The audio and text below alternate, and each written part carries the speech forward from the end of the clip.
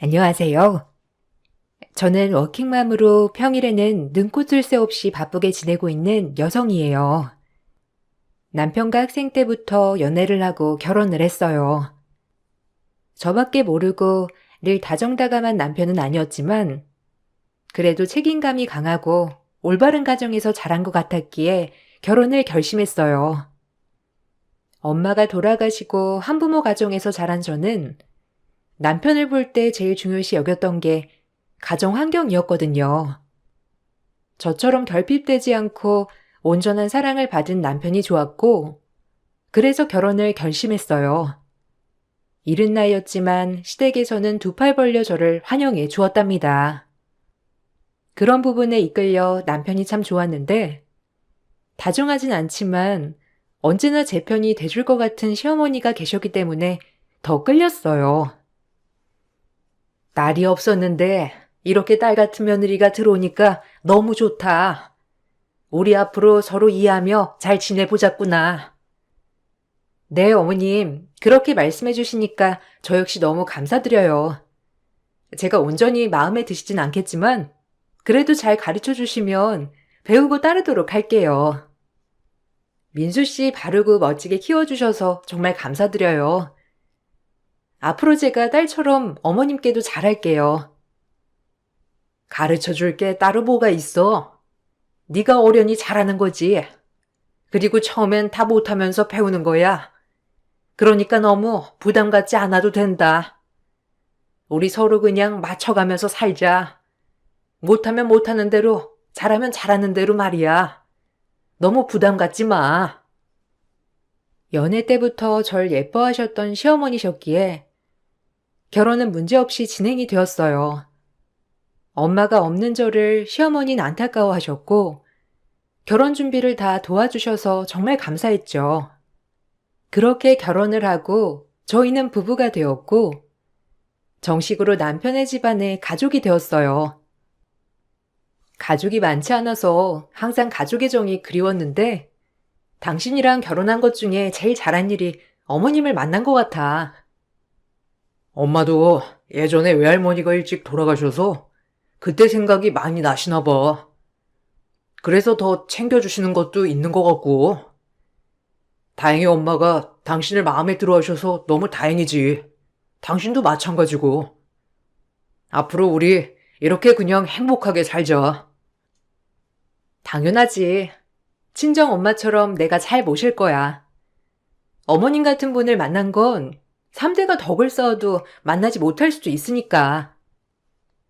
항상 외로웠던 삶이라고 생각했는데 결혼을 하고 난 뒤부턴 많은 생활이 바뀌었고 그 생활이 너무 행복하다고 생각했죠. 그로부터 아무런 문제 없이 8년간의 결혼 생활 후 아이도 낳았고 아빠랑 단둘이 살았던 저였기 때문에 결혼하자마자 복작복작한 시댁이 좋아 자초해서 시댁과 함께 살게 된 나날이었어요. 8년의 결혼 생활 동안 모두 다 좋았다면 거짓말이겠지만 절 따뜻이 여겨주는 시부모님께 감사하며 결혼 생활을 지냈어요. 그리고 시동생이 결혼을 하겠다며 동서를 소개한 뒤 모든 일상은 바뀌게 되었죠. 동서를 첫 소개하는 날, 동서는 미국에서 대학교도 나오고 학력도 스펙도 엄청난 재원이었고 좋은 조건을 갖춘 여자였어요. 동서는 첫 만남부터 본인에 대한 자신감이 엄청난 사람이었고 그 모습을 제가 봐도 참 멋있어 보인다고 생각했습니다. 미국에서 공부하느라 결혼이 늦어졌다고? 그래도 이게 다 인연이 되려고 지금에서야 너희가 만났나 보구나. 네, 미국에 한 6년 정도 있었고요. 지금은 업계에서 이름만 대면 알만한 광고 회사에 다니고 있어요. 대행사라고 아시죠? 에이, 내가 그런 걸 어떻게 아나. 그래도 대단하구나. 타국까지 가서 공부하기가 힘들었을 텐데. 난 그저 우리 아들이랑 행복하게 사는 거 그거 하나면 되었어. 여기에 네 형님 될 사람이랑 아주버님이셔.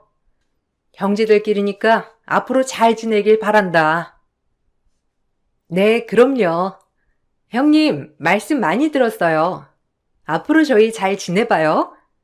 종종 행사 때 많이 마주칠 텐데 잘 지내면 좋잖아요. 그래요. 나도 새 식구가 들어온다니 너무 기쁘고 설렜는데 예슬 씨라면 잘 지낼 수 있을 것 같아 너무 기쁘네요. 이렇게 동서 사이도 잘 지낼 것 같아 기분이 너무 좋아. 내가 원래 술을 안 먹는데 오늘은 한 잔 마셔야겠다. 너무 기쁘네. 어머님의 그런 시원시원한 모습이 저랑 비슷한 것 같은데요?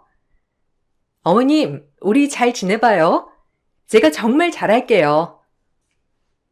미국에서 공부를 해서 그런지 시원시원한 성격이 마음에 들었죠. 일반 중소기업을 다니고 있는 저랑은 차원이 다른 느낌이었지만 그래도 식구가 된 만큼 정말 잘 지내고 싶었어요. 그렇게 첫 만남을 가진 후 동서는 제 번호를 시동생에게 물어물어 저에게 전화를 하였어요. 신혼살림을 꾸리는데 가구 좀 같이 보러 가자고 전화를 한 것인데 이번 기회야말로 동서와 친해질 기회라고 생각하니 좋은 기회라고 생각했어요. 형님이라고 형님 노릇을 할 것도 아니었으며 그저 좋은 동서지간으로 지내고 싶었거든요. 하지만 동서를 만나는 그날 제 생각과는 전혀 다른 생각을 하고 있는 동서 때문에 상처를 받는 날이 되었습니다. 어머, 형님 오셨어요? 같이 가구 좀 고르면 어떨까 해서 연락드렸어요. 이 가구 어때요? 저희 신혼집이랑 너무 어울릴 것 같지 않나요? 제가 아무래도 심플한 걸 좋아하는데 형님이 옆에서 좀 봐주시면 너무 좋을 것 같아서요. 아, 그래. 나야 좋지. 동서랑 이번 기회에 친해지기도 하고. 그 가구 너무 심플하니 예쁘다. 동서는 신혼집이랑 어울리는데? 아, 친해져요? 우리가? 그냥 뭐 행사 때나 모임 때 가끔 보는 거죠. 딱히 저희가 사회에서 어울릴 군번은 아니잖아요? 순간 제 길을 의심했습니다. 사회에서 어울릴 군번이 아니라는 말이 무슨 뜻인지 정말 의아했거든요. 바보같이 그때는 맞받아칠 말이 생각도 안 나고 당황해서 아무 말도 안 했지만 동선의 가구를 봐주는 내내 머릿속에서 사회에서 어울릴 만한 사람이 아니라는 말이 계속 귓가에 맴돌았어요. 그래서 마지막으로 집에 가기 전 이대로 갈 수 없다고 생각해 동서에게 단도직입적으로 물어봤어요. 내가 잘못 생각했기를 바라며 물어본 말이었지만 돌아오는 동서의 대답은 또다시 제 길을 의심케 하는 말들 뿐이라 놀랐어요. 동서, 내가 좀 소심해서 그럴 순 있는데 짚고 넘어가야 할 것 같아서. 혹시 아까 했던 말이 무슨 뜻이야? 사회에서 어울릴 군번이 아니라는 말. 뭐 동서가 어떤 뜻으로 말했는지 알고 싶어서. 행여나 내가 밖에서 만났다면 동서는 쳐다도 안 본다는 건가? 아, 그 말? 뭐, 말 그대로죠. 제가 그냥 솔직하다고 생각해 주세요. 전 미국에서 오래 살아서 그런지 워낙 솔직 마인드거든요. 그래서 그냥 하고 싶은 말은 해야 직성이 풀리는 성격이라. 사실 저 같은 고학력 스펙을 가진 사람을 형님이 마주칠 일이 없잖아요? 남편한테 듣기로는 형님은 그냥 물류센터 격리하고 있다고 하던데 제 주변엔 그런 사람은 없어서. 그럼 그 말이 지금 본인은 잘났는데 나는 못났으니 마주칠 일도 없었다. 그러니 친해질 생각도 말아라 라고 한 말이네. 따지고 보면 그렇죠. 뭐 밖에 나와서 하는 말이지만 시댁 가서는 잘 지내는 신용은 할게요. 그런데 막 친한 척은 말아주세요. 동서 이중인격이구나. 그런 성격인지 전혀 몰랐네. 난 또 동서가 가구도 같이 보러 가자고 하길래 동서지간에 우애 좀 다지고 싶어서 그런 줄 알았는데 이렇게 나 초장에 누르려고 부른 거구나? 사람이 그러면 못 써, 알아? 사람 위에 사람 없다는 말이야. 네, 형님이 그렇게 생각하신다면 어쩔 수 없죠. 오늘 가구 골라주신 건 고마워요. 근데 역시나 안목이 영 아니네요. 안목마저 좀 좋았다면 형님이랑 사이를 다시 한번 고려해 볼만 했겠지만 오늘 골라주신 거 보고 좀 놀라긴 했어요. 역시나 했고요. 동서 이런 사람인 거 도련님도 알아? 이건 인성 문제 아닌가? 사람이 어떻게 그런 식으로 얘기를 할 수가 있어? 형님이 좀 고지식한 거죠. 원래 이렇게 전 솔직한 스타일이에요. 아, 이렇게 까놓은 김에 얘기 하나 할게요. 어머님 모시고 계신다고 해서 그 집 재산 다 탐낼 생각은 아니시죠? 형님한텐 너무 가분한 재산이잖아요. 뭐 여기까지 할게요. 전 이만 콜택시를 불러가지고요. 나중에 식장에서 봬요. 뭐 오늘 있었던 일, 뭐 알아서 알아들으셨길 바래요. 그럼 이만. 순간 제가 무슨 말을 들은 건가 했고 너무 급작스레 일어난 일이라 사실 대놓고 더 따지지 못한 것이 후회스러웠어요.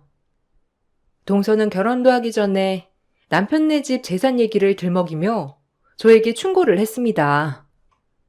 아무래도 제가 이 집안과 맞지 않는다고 생각한 것 같았고 정말 황당하기 짝이 없지만 겨우 중소기업 격리나 하는 저를 그렇게 업신여기고 무시한 거였어요. 그리고 집에 도착한 제 표정을 보고 남편과 시어머니는 무슨 일이 있냐고 하였지만 차마 자존심이 상하고 괜한 분란만 될까 싶어 말을 아꼈고 가뜩이나 어머님이 둘째 며느리 보신다고 저렇게 좋아하시는데 초를 치고 싶진 않았어요. 늘 사랑으로 챙겨주신 시어머니에게 근심을 드리고 싶진 않았고 그저 저 하나만 참으면 된다고 생각이 들었기 때문이죠. 오늘 네 동서되는 사람이랑 가구 잘 보고 왔니? 어때? 성격도 좋고 너랑 아주 딱이지? 너도 성격이 다른 사람보다 무던하고 좋으니까 아주 잘 지낼 수 있을 거야. 그래도 아들들 있는 거 장가들을 다 보냈다고 생각하니까 후련하다. 그렇게 좋으세요? 어머님이 좋아하시니까 저도 너무 좋아요. 이제 속 후련하시니까 더 편하게 지내세요. 그래야지. 이제 여한이 없다. 너도 동서 생겼으니까 혼자 대소사 짊어지지 말고 동서랑 같이 나눠가며 해라. 힘드니까. 에이, 늘 하던 건데요, 뭐. 어머님이 항상 걱정해 주시고 살펴주시니까 저야말로 든든한 지원군을 얻은 것 같은데요. 이 집을 이끌어갈 사람은 너야 큰며느리. 그러니까 힘들면 힘들다고 말하고 기대고 싶으면 기대도 된단다. 늘 좋으신 분께 저의 고충을 털어놓기란 쉽지 않았고 그냥 그러려니 하기로 마음 먹었어요. 그렇게 시동생은 결혼식을 올리게 되었고 동서가 썩 마음에 들진 않았지만 싹부터 나랑 다른 인간이니 그냥 상종을 말자라고 생각하게 된 것 같아요. 그러고 나서 시댁에 관례적인 행사가 있던 날이었어요. 모든 대소사를 저와 시어머니가 준비했기 때문에 저 역시 따로 동서에게 전화를 해서 오라 마라 할 생각은 없었습니다. 어차피 절 그렇게 업신여기는데 제 전화를 받고 와서 저를 도와줄 리는 만무하다고 생각했기 때문이에요. 역시나 제 생각이 맞았고 동서는 행사가 거의 시작되기 전 느지막이 시댁에 도착하여 시어머니에겐 착한 척 다정한 척을 하며 저에겐 따로 손톱 발톱을 드러내면서 이중의 얼굴을 보이며 행동하더라고요. 어머님, 늦어서 죄송해요. 형님도 혼자 얼마나 고생하셨어요? 제가 워낙 일도 바쁘고 직함도 팀장이다 보니까. 에이, 됐다. 뭐 일하다 보면 그럴 수도 있는 거지. 그래도 큰애가 혼자 많이 고생했으니까 같이 거들어 주렴. 네, 그래야죠. 어머님은 거실 가셔서 좀 쉬고 계세요. 제가 나머지 형님이 하던 거 이어받아서 할 테니까 걱정 마시고요. 그래도 이렇게 며느리가 둘이나 되니까 그네 혼자 고생 안 해도 돼서 참 좋다. 뭐 상차림이야 너희들이 무조건 준비해라는 아니지만 부엌이 복닥복닥하니 참 보기 좋아. 그네야, 둘째 아무것도 모를 테니까 그릇이며 음식 놓는 거 하나하나 잘 알려줘라. 어머님이 좋아하시니까 저도 좋은걸요? 어머님은 쉬고 계세요. 제가 형님 옆에서 열심히 조수노릇 할 거니까. 그렇게 시어머니를 거실에 내보낸 뒤 동서는 또다시 저에게만 본색을 드러냈어요. 인간이 왜 이럴까 싶고 살다 살다 이런 인간은 또 처음 겪어봤기에 제가 어떻게 반응해야 할지 모르겠는 마음뿐이었죠. 화도 났지만 애써 침착해야 했어요. 나이도 제가 훨씬 많고 이런 인격장애 인간을 취급해봤자 저에게 돌아오는 건 그저 상처라고만 생각했기 때문이에요. 역시 주방이랑 제일 잘 어울리는 게 형님이군요. 설마 제가 형님처럼 이렇게 일찍 와가지고 거들 거라고 생각하신 건 아니죠? 일반 물류센터 다니는 형님은 모르시겠지만 저같이 직위 있는 사람은 항상 바쁘거든요. 이해하시죠? 내가 동서한테 뭘 바라는 것도 아닌데 뭘 그렇게 나한테 이유를 설명해? 동서한테 바라는 거 없으니까 그렇게 변명 안 해도 되니까 걱정 마. 어차피 동서도 나랑 말 섞고 싶지 않아 하고 나 역시 그런 동서랑 말 섞고 싶지 않으니까. 그런 식으로 얘기하면 마음이 좀 편안해지세요? 저에 대한 자격지심 아니고요. 형님 되는 자리가 정말 존경할 만한 인물이었다면 어땠을까? 이렇게 매일 생각했는데 하필 저와 격이 너무 안 맞는 분이라서 저도 당황스럽거든요. 나 역시 마찬가지야. 이중인격 인간이 내 동서 자리로 들어왔다는 게 참 한탄스럽네. 그저 할 말이라곤 본인의 고스펙 내세워서 앞사람 깔아뭉개는 그런 동서랑 내가 무슨 말을 하겠어. 나도 더 이상 말 섞고 싶지 않으니까 그만 얘기하자고. 이젠 좀 솔직해 보세요. 장남이라고 혹시 이 집 재산 꿀꺽하려는 건 아니죠? 저 만만히 봤다간 큰 코 다칩니다. 뭐 눈에 뭐만 보인다더니 겨우 돈 때문에 이러는 거라면 사람 잘못 봤어. 스펙만 좋지 얼마나 없이 자랐길래 돈에 환장을 해? 뭐예요? 속물 아닌 척 하기는? 내가 형님 같은 사람 엄청 많이 봤지. 안 그런 척 하면서 뒤로는 주머니 챙기려고 하는 거. 정신 차려. 나이도 어린 게 벌써부터 돈돈 해대는 꼴이라니. 동서의 이런 속물근성 진짜 대단하다. 말이 다 안 나오네. 제가 이렇게 단칼에 말을 자르자 동서는 아주 어이없어 하였고 그나마 제 묵은 채증이 내려가는 것 같았습니다. 행사가 끝이 나고 동서네가 돌아간 뒤 마음이 많이 속상해 혼자 부엌에서 술잔을 기울이고 있는데 언제나 다정하고 친정엄마 같은 시어머니께서 무슨 일이냐며 물어오시더라고요. 차마 며느리가 둘이라며 좋아하는 시어머니에게 이런 얘기는 할 수 없었어요. 왜? 무슨 일 있는 거야? 너답지 않게 무슨 혼자 그렇게 생각을 해? 나한테 얘기하긴 좀 그런 거니? 말을 해봐. 아니에요. 그냥 오늘따라 이런저런 생각이 많아서요. 그래도 어머님이 좋아하시는 모습 보니까 저야말로 너무 좋아요. 혹시 네 동서 때문에 그러냐? 걔가 너 속상하게 하든? 뭐 나야 네가 시실콜콜 얘기하지 않으니까 알 수 없지만 혹시라도 불편한 거나 속상한 거 있으면 얘기를 해. 알겠지? 내가 뭐 힘이 돼주지 못할지라도 들어는 줄 테니까. 아니에요. 그냥 이런저런 생각이 들어서 그래요.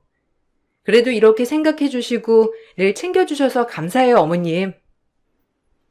시어머니도 제가 동서 때문에 심란하다는 걸 눈치채셨는지 저렇게 말씀하시더라고요. 늘 언제나 저의 편에 서서 생각해주는 친정엄마 같은 시어머니가 있어서 기분이 나름 많이 풀렸어요. 엄마가 없는 저에게 시어머니는 그저 친정엄마 그 이상이었거든요. 오히려 걱정을 끼치는 것 같아 더 입이 안 떨어졌고 그냥 나 혼자 삭히자라는 마음으로 미련하게 시간이 흘렀어요. 중간중간 동서와의 사이가 너무 안 좋았지만 그래도 좋은 게 좋은 거다라며 그저 웃으며 지내온 날들이었죠. 그리고 겨울이 다가오고 1년에 한 번 시대의 김장날이 되었는데 늘 하던 일이라 아무렇지 않게 어머님과 장을 보고 김장 준비를 하였어요. 아유, 안 도와줘도 된다니까. 매년 이렇게 김장을 도와주냐, 힘들게. 너도 일하느라 바쁠 텐데. 난 그냥 내가 담근 김치 사람들이 하도 잘 먹어주니까 재밌어서 하는 건데 너 힘드니까 진짜 쉬어도 돼. 그러니까 그냥 노는 날 하루 푹 쉬어. 에이, 저 어머님 도와주는 게 제 낙이라니깐요. 그리고 김장날 수육도 먹고 굴도 먹고 얼마나 좋아요. 제가 좋아서 하는 일이니까 너무 그렇게 신경 쓰지 않으셔도 돼요. 제가 힘들면 어머님한테 말씀드릴게요. 그러니까 도와주게 해주세요. 너를 어떻게 안 이뻐 하겠냐. 참 요즘 애들 같지 않게 말도 이쁘게 하고 이 늙은 시엠이 말동무도 해주고 고맙다. 어머님은 김장 때마다 한사코 거들지 말라고 하셨지만 저런 게 정이지 싶어 매년 김장을 도와드렸어요. 그리고 김장을 하고 있을 무렵 시동생과 동서가 방문을 해서 김장김치를 가져가려고 큰 통 몇 개를 가져왔어요. 저와 시어머니가 열심히 김장을 하는 모습을 보고 있자 시동생은 눈치가 보였는지 동서에게 좀 거들어달라며 부탁을 하였지만 동서는 듣는 척도 하지 않았고 시어머니도 애써 굳이 김장을 도와주지 않아도 된다며 그저 쉬라고만 하셨는데 시어머니는 그런 분이셨습니다. 작은 애들 왔니? 여기 통 두거라. 김장김치 가져가서 김치냉장고에 두었다가 두고두고 먹으면 맛있을 거야. 네, 어머님, 잘 먹을게요. 지금 먹고 있는 김치도 진짜 맛있는데 나중에 손맛 좀 배워야겠어요. 어쩜 그리 손맛이 좋으실까? 그러지 말고 엄마 좀 거들어줘, 자기야. 뭐 요리도 배우고 싶어 했잖아. 형수님도 힘드시니까 같이 거들면 되겠다. 내가? 나 이런 거 못하잖아. 그냥 나중에 어머님한테 와서 레시피만 가져가지 뭐. 어머님, 그래도 되죠? 전 워낙 똥손이라. 그래, 그냥 들어가서 쉬어. 얘 큰애야, 너도 그냥 쉬어라. 한사코 쉬어도 된다는데 꼭 이런다니까. 너도 들어가. 아니에요. 늘 하던 건데요, 뭐. 어머님, 이제 찹쌀풀 넣어야 하죠? 제가 주방 가서 가지고 올게요. 하고 계세요? 한사코 쉬라고 하셨지만 저 역시도 제가 좋아서 하는 일이기 때문에 동서가 얄밉다거나 하진 않았습니다. 하지만 제가 양념거리를 찾아 주방으로 갈 무렵 동서가 따라 들어오면서 역시나 속을 뒤집기 시작하더라고요. 그냥 절 깔아뭉개려고 하는 인간 같았고 어쩜 그리 적대적이고 무례한지 참 살다 그런 인간 종족은 처음 봤다고 해도 과언이 아니었죠.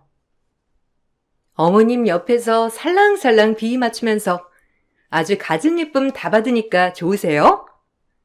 어떻게 보면 참 고단수란 말이야. 뭐야? 동서, 내가 보자니까 보자기로 보여? 사람이 그러는 거 아니야. 매번 적대적으로 피곤하지도 않은가 보지? 형님한테 계속 본인의 위치를 알려드려야 할 것 같아서 말씀드리는 거예요. 아무리 어머님이 쉬라고 하셨어도 김장 같은 건 형님이 혼자 해도 될 일인 거 아시죠? 전 고스펙이고 형님은 뭐 말 안 해도 아시잖아요. 오늘 굴보쌈이랑 김장김치 같이 들고 갈 거니까 잘 싸주기나 하세요. 그리고 이딴 일은 양심상 형님이 다 해야죠. 어머님이 아무리 쉬라고 하셔도 말이에요. 사람이 양심이 있으면 이런 굳은 일은 알아서 딱딱 해야지. 본인이 도와주는 것 마냥 하면 되겠어요? 웃겨 진짜. 동서의 말이 끝나자마자 화가 나서 반격을 하려고 할 때 주방에 뭘 좀 가지러 오셨다가 저희의 이야기를 엿듣게 된 거예요. 어머님은 동서가 저한테 대하는 태도를 처음 보시고 너무 충격을 받아 이게 뭐 하는 거냐며 소리를 지르셨어요. 저 역시도 어머님과 오랜 세월 한 집에서 살았지만 이렇게 극대노하시는 모습은 처음 보게 되었습니다. 어머님이 소리를 지르시자 동서 또한 놀란 토끼 눈을 하고 어머님께 애써 변명을 하였지만 어머님한테 통할 리는 만무했고 오히려 그 모습을 보고 어머님은 어디서 거짓말을 하냐며 동서를 호되게 혼냈습니다. 말을 하지 않아도 제 마음을 읽은 것 같아 역시라는 생각뿐이었어요. 이게 뭐 하는 짓이야? 너 여태까지 너네 형님한테 이런 식으로 대하면서 앞에서는 상냥한 척 뒤에서는 호박씨 까고 있었던 거냐? 내가 제일 싫어하는 사람이 이중인격인데 네가 그런 인간이었어? 내 집에 이런 인간이 존재한다니? 어머님, 그게 아니고요. 아까 형님이 계속 어머님 도와드리면서 저보곤 하는 것도 없냐고 하시길래 저도 모르게 말이 그렇게 나갔던 거예요. 제가 설마 하니 형님한테 그런 식으로 대했겠어요? 어머님도 참, 노용 푸세요. 오해 푸시고요. 동서, 무슨 말을 그렇게 눈 하나 깜짝 안 하고 거짓말을 해? 내가 언제 그런 말을 했다고? 사람이 그렇게 진실성이 없어서 되겠어? 제가 아까 도와드린다고 하니까 형님이 늦게 와서 뭘 도와주냐고 화내셨잖아요. 형님도 참, 어떻게 거짓말을 해요? 뭐야? 바닥이라고 생각했는데 너 진짜 최악이구나. 양심의 가책 없이 거짓말을 하다니. 진짜 소름 돋는다, 너란 인간. 이제 하다 거짓말까지 하는구나. 이 시엠을 뭘로 보고? 네가 아주 우리 집안을 우습게 여겼지. 어디서 이런 게 들어와서? 지금 네가 한 행동 책임져야 할 거다. 내가 이런 말까지 안 하려고 했는데 네가 그렇게 네 형님을 업신여기니 말을 해야겠어. 시어머니는 말씀이 끝나자마자 동서면 전에 시어머니가 들고 있던 대야를 던지며 충격적인 말을 이어가셨는데 그건 바로 제 정체를 밝히는 일이었죠. 제 정체를 밝히자 동서는 설마 그럴 일이 없다며 바로 뒤집어지며 갑자기 태도가 돌변했어요. 저 역시도 굳이 밝히고 싶지 않았지만 시어머니는 이 모습을 보고 황당했는지 제 이야기를 하시면서 반성하라고 하더라고요. 네가 그렇게 무시하는 중소기업 다니는 네 형님 부친이 뭐하는 사람인 줄이나 알고 너 까부는 거야? 네가 그렇게 스펙 따지니 내가 말해줘야겠다. 너네 형님네 부친 네가 다니는 대행사인가 뭔지 하는 곳에 임원이야. 그거 알아? 혹시 김만철이라고 들어봤나 몰라? 그 대행사 창업주랑 거의 동고동락하며 지금 회사를 키운 사람이라고 알고 있어 내가. 네? 이사님이 형님네 아버지라고요? 아니 그럴 리가 없잖아요. 왜 근데 형님은 중소기업에서 고작 말단선이나 하면서 이러고 있어요? 형님, 아니죠? 그럴 리가 없잖아요. 애초에 제가 다니는 곳을 알았을 텐데 그럴 리 없잖아요. 그리고 아버지가 임원인데 그런 말도 안 하고 이렇게 산다고요? 아니, 왜요? 상식적으로 이해가 안 가는데요? 진짜 맞아요? 아버지랑 나랑은 별개니까 굳이 내가 이런 얘기를 해야 했을까? 근데 동서 꼴을 보아하니 말을 해야겠네. 겨우 회사 팀장 주제에 이사 딸이랑 눈 똑바로 마주치고 말할 짬이나 돼? 나도 동서한테 당한 대로 똑같이 돌려줄게. 두고 봐. 그동안 어머님이 너무 기뻐하셔서 애써 참고 참았는데 이제 다 아시는 마당에 나도 동서한테 당한 스트레스 그대로 갚아줘야지. 고얀 것 같으니라고. 썩 나가. 이제 다신 이 집에 발도 들이지 말거라. 둘째가 너랑 끝까지 산다고 하면 걔도 안 볼 거니까. 아니, 어머님, 형님, 다 오해예요. 제가 요새 우울증이 있어서 약을 먹고 있거든요. 제가 제정신이 아니었나 봐요. 참 변명도 가지가지다. 어디서 우울증을 노네? 내가 너 때문에 우울증 걸릴 지경이다. 이제 입에서 나오는 말이라고 다 내뱉나 봐. 시어머니는 그 말을 끝으로 동서를 내쫓았고 그렇게 시동생까지 쫓겨났어요. 시동생이 동서에게 얼마나 뭐라고 했는지 동서는 저에게 개인적으로 정말 죄송하다며 싹싹 빌었지만 동서가 다니는 회사 이사님이 저희 아빠라는 사실을 알고 빈 것 같은 찜찜함에 용서가 되지 않았죠.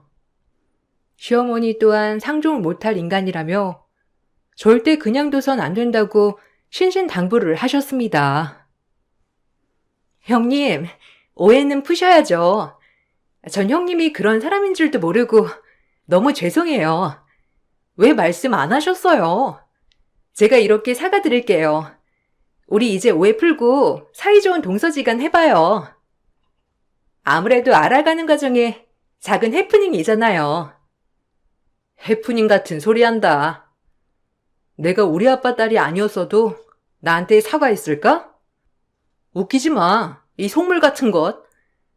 동서는 사회생활에서도 제일 만나면 안 될 인간이야. 그러니까 다신 나한테 연락하지 마.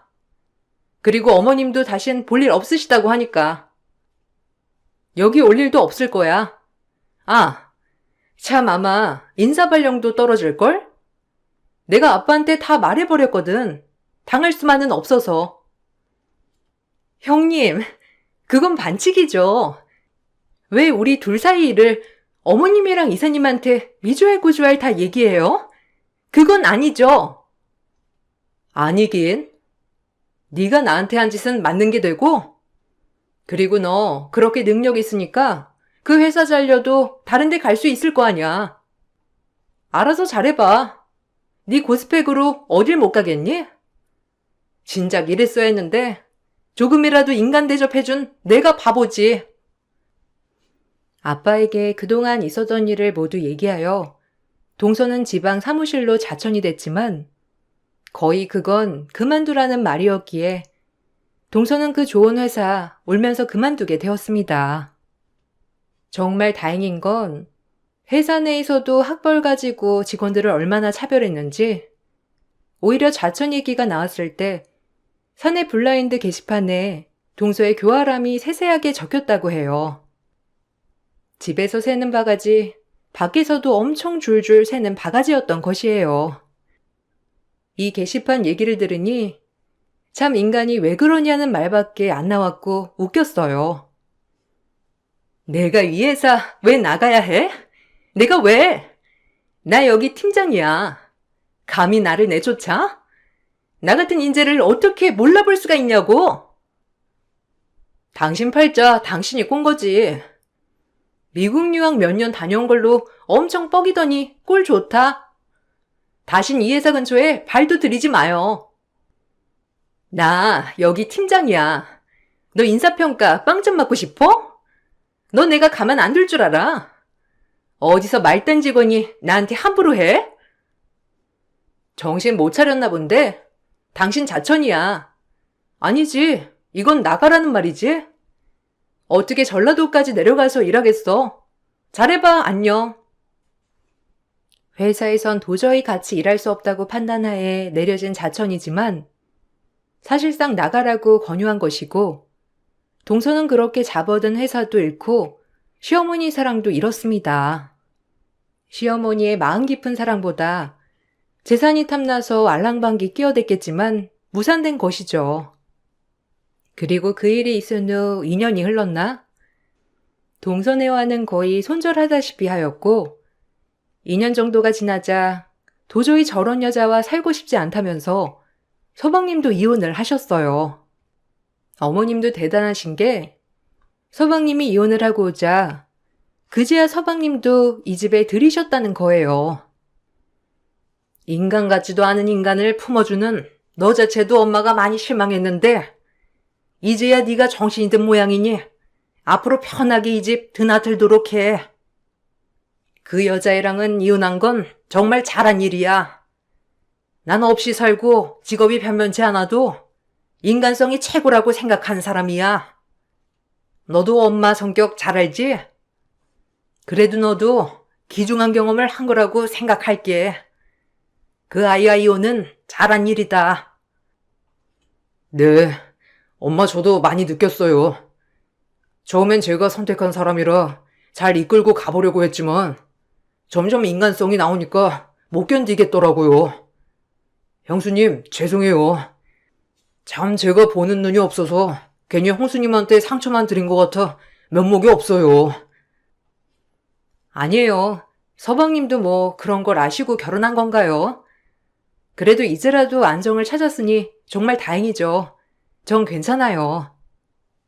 우리가 더 완벽하고 화목한 가정이 되려고 이런 일이 있었나 보다 생각하자. 그 나이가 마음고생 많았어. 그리고 둘째 너도 나랑 네 전와이프 사이에서 힘들었을 텐데 고생 많았고 이제라도 정신 차려서 얼마나 다행인지 몰라. 그러게요. 서방님 고생 많으셨어요. 그 여자랑 2년이나 살기 힘들었을 텐데 그래도 지금 괜찮아 보여서 다행이에요. 동서는 결국 좋은 회사에서도 쫓겨나고 시동생에게 이혼까지 당했어요. 재산 분할을 주장했지만 결혼 후 재산에 일조한 금액도 없었을 뿐더러 모든 재산은 어머니 명의였기 때문에 땡전 한 푼 받을 수 없었답니다. 그리고 서방님에게 듣기론 지금은 아주 작은 출판사에서 일을 하고 있다고 하는데 거기도 계약직으로 그나마 버티면서 일하고 있다고 했어요. 미국 유학까지 다녀온 동서는 성격과 인간성 하나로 모든 걸 다 잃은 셈이에요. 집안 형편도 그저 그랬던 동서였기 때문에 이혼녀에 작은 출판사를 다니는 동서는 본인의 기준으로 재산이 많은 남자와 재혼을 하는 것이 사실상 쉽지 않은 거였죠. 애초에 제 길을 누르고 자존감을 챙기려다 모든 걸 다 잃고 새가 된 동서가 되었답니다. 사실 지금 생각해도 어머님에게 참 감사하다는 생각이 들어요. 그래도 이렇게까지 단번에 동서를 내치기가 쉽지 않았을 텐데 너무 감사한 마음이 든답니다. 전 그 일이 있은 후에도 어머님과 친정엄마처럼 잘 지내고 있어요. 오히려 시간이 많이 지나서 더더욱 애틋해졌달까요? 남편보다 시어머니가 좋을 정도로 저희 고부 사이는 매우 특별하답니다. 저희 경험담을 한번 써보았는데 막상 그 일을 떠올리려고 하니 또다시 어머님에게 감사한 마음이 드는 하루예요. 이 글을 마치고 어머님과 데이트나 하러 가야겠다고 생각이 듭니다. 여러분들 마지막 삼복더위 조심하시고 즐거운 하루 보내세요. 감사합니다. 안녕하세요. 부산에 살고 있는 40대 여성이에요. 이제 불혹이라고도 하죠. 아직 한참 젊은 시절이지만 그래도 제가 겪은 이야기를 여러분들과 공유하고 싶어 이야기를 들려드릴게요. 학원 강사인 남편을 만나서 결혼을 했고 남편은 저와 결혼을 하자마자 부산의 유명 학원가에 학원을 차리게 되었어요. 이 모든 것이 제 덕분이라며 시댁 식구들은 매우 좋아하였답니다. 집안에 사람 하나 잘 들어오니 이렇게 때깔나는 것 좀 봐라. 우리 아들이 학원도 차리게 되고 다 네 덕분이야. 에이, 강수 씨가 능력이 있어서 그런 건데요, 뭐. 전 얼마 보태지도 않았어요. 너무 그렇게 체면 세워주지 마세요. 그래도 보통 일이 아니긴 하지. 네가 영어 가르치고 강수가 수학 가르치니 아주 너무 보기가 좋아. 이런 복덩이가 어디서 이렇게 나타났을꼬? 널 보자마자 딱 우리 집 며느리 같더니만 내가 기가 막히게 알아봤지. 딱 우리 집 사람이잖니. 저도 뭐 시댁복 있죠. 원래 같은 계열 사람은 만나고 싶지 않았는데 시원아빠는 정말이지 마음에 안 들 수가 없었어요. 아휴, 말하는 것도 어쩜 이렇게 예쁜지. 그래, 이렇게 알콩달콩 오손도손 살면 늙어서도 가장 친한 친구가 되고 얼마나 좋아. 시부모님이 이렇게 저를 예뻐하시는 데에는 제가 남편의 커리어가 성장할 수 있게끔 옆에서 잘 도와주었기 때문이에요. 남편이 학원을 운영하고 싶어하여 결혼 전부터 지금까지 모은 돈을 보태 학원을 차리게 도와주었고, 저 역시 강사였기 때문에 남편의 학원에서 강의를 하게 되었어요. 원래 옆 학원에서 강의를 하고 있었는데 이직할 생각이 없던 저에게 제안을 했거든요. 그래도 부부가 같이 운영을 해야지. 또 내가 수학이면 당신은 영어니까 우리 상부상조가 될 거야. 같이 해보자. 지금 학원에서 만족하고 있고 또 막상 같이 일하면 부딪히는 일도 있지 않을까? 옆에서 당신 응원하고 싶어. 근데 니네 학원 원장이 막상 다른 학원 원장이랑 부부인 너랑 같이 일하는 것도 찝찝해 할걸? 혹시나 우리 학원에 영업비밀 같은 걸 빼돌리진 않을까? 할 것 같기도 하고 말이야. 거기서 받는 페이보다도 더 쳐줄게. 그러니까 같이 하자. 가족이지만 가장 가까이인 사람이기 때문에 혹시라도 일적인 부분이 겹치게 되면 사이가 나빠질까봐 남편의 학원에서 일하는 것을 꺼려했지만 남편의 적극적인 설득으로 결국 같이 일을 하게 되었어요. 전 전에 가르치던 학원에서도 수강생들이 굉장히 많았기에 제가 남편 학원에서 근무를 하게 되자 수강생들이 모이게 되었고 그로 인해 정말 바쁜 시기를 보냈어요. 이렇게 아무 문제가 없을 것 같던 이 생활 속에서 점점 금이 가는 사건이 발생하게 되었고 그로 인해 저희 사이는 악화되었어요. 원장님 방 수강생들 반토막 났는데? 쌤 수강생들은 강의를 못 들어서 난리라 좀 심기불편해 하시더라고요. 에이, 우리 원장님 그런 사람 아니야. 수강생들이야 뭐 줄을 때도 있고 많아질 때도 그런 거지. 신경 쓰지 마. 괜찮아. 아니 그게 아니라 쌤 수강생들 어머님 만나면서 뭐 안 좋은 말을 퍼뜨리시는 것 같기도 하고 하여튼 신경 쓰셔야 할 것 같아요. 정말 믿고 의지했던 남편은 본인이 저보다 더 위에 있다는 것을 보여주려고 했는지 제 수강생들과 학부모들에게 이간질을 하며 저를 폄하하고 있었고 그로 인해 속상하게도 그 많던 수강생들이 하나둘 빠져나가고 있는 것들을 알게 되었거든요. 원래가 성취 욕구가 많은 사람인 걸 알았으나 이렇게 남을 깎아내리면서까지 본인의 업적을 쌓을 줄은 꿈에도 몰랐어요. 이건 진짜 큰 문제야. 학부모들이 알아봐 난리 나지. 어떻게 당신이 나에 대해서 그렇게 폄하 발언을 하고 오히려 내 수강생들을 빼돌려서 다른 쌤들한테 심어줄 수가 있어? 나 진짜 너무 황당해서 말이 안 나와. 당신이 그랬다는 거 사실이야? 나 이대로 그냥 못 지나쳐. 당신이 나에 대해 거짓말로 짓거린 거 다 오픈할 거야. 진실 아니라고 말할 거니까 그렇게 알아. 네가 지금 스카이 나왔다고 나 우습게 보는 거지? 그러지 않고서야 어떻게 이걸 오픈해? 절대 안 돼. 부산 바닥이 넓은 것 같아도 소문이 얼마나 빠른 줄 알아? 그러니까 왜 남편을 밟고 일어서려고 해? 네가 네 수강생들 등에 업고 원장이 나를 이겨먹으려고 하는 거 모를 줄 알아? 김쌤한테 다 들었어. 나 없을 때 원장인 척하면서 이래라 저래라 한다고. 아니, 남편이 원장이면 남편 없을 때 내가 당연히 원장처럼 운영해야 하는 거 아니야? 그렇다고 시기 질투해서 애들 대학도 못 보내는데 돈만 밝히고 능력도 없다고 학부모들한테 그렇게 얘기하고 다녔니? 어쩐지 수강생이 빠진다 했어. 맞잖아. 너 솔직히 돈 많이 밝히고 능력은 나보다 없잖아. 네가 나보다 학벌이 좋다고 날 무시하는 거 누가 모를 줄 알아? 결혼 전부터 저에게 자격지심이 있었지만 이 정도일 줄은 차마 몰랐어요.